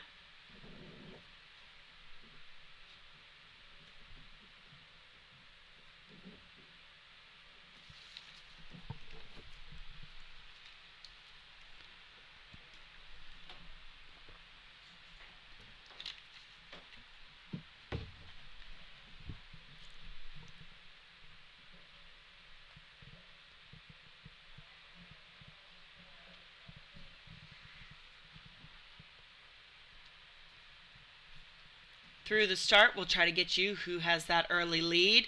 It's pretty closely contested between all 4 crews. Lane 4 seems to have a slight lead over lanes 2 and lanes 5 as we cross through the 500. But I spoke too soon. Lane 2 has made a move. Lane 2 being New Trier High School.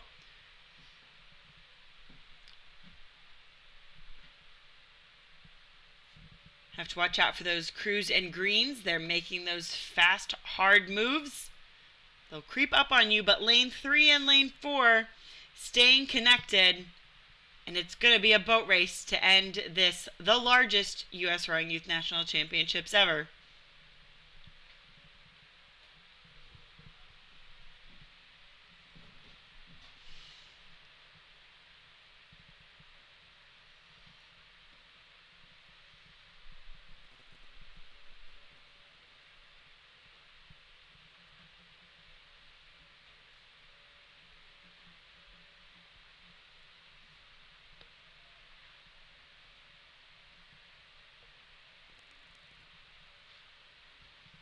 All boats still tightly connected.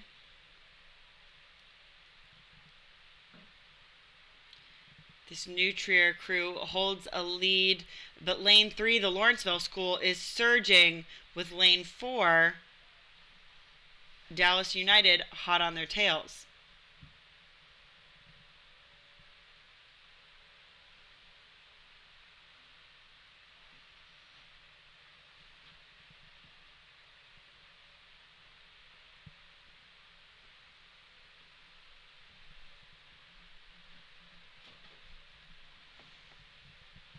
Out in lane 5,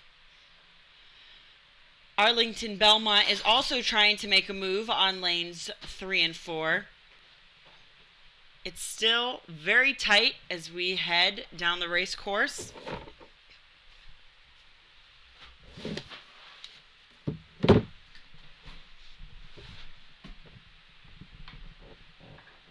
New Trier Coxon viciously calling for that crew to make a move. They're very, very tight. While they hold a lead, if anyone made a strong enough move, it would be anyone's game. And he seems to have gotten my message. New Trier making a move as they take inches on lane 3. Turning inches into seats, they begin to pull away from the crew in lane 3.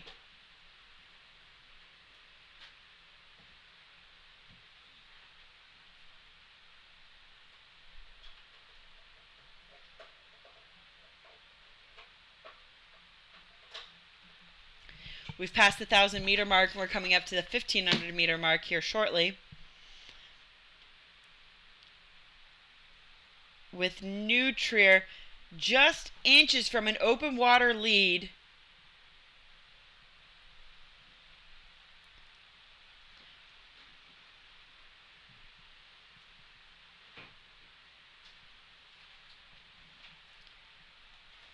The Lawrenceville School out in lane 3 won't let them get away so easily, though, as they make a move and push their bow ball back up past the coxswain.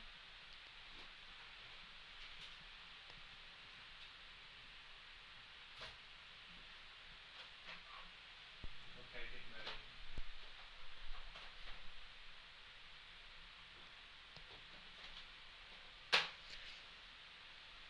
Alright, let's send this over to finish in 5, 4, 3, 2. And for the last time today, I'll have the great honor of saying we've hit the red buoy lines in this last men's 8 C final race. New Trier still holding on to a great lead. Open water over the Lawrenceville School. They're really starting to open up in this sprint.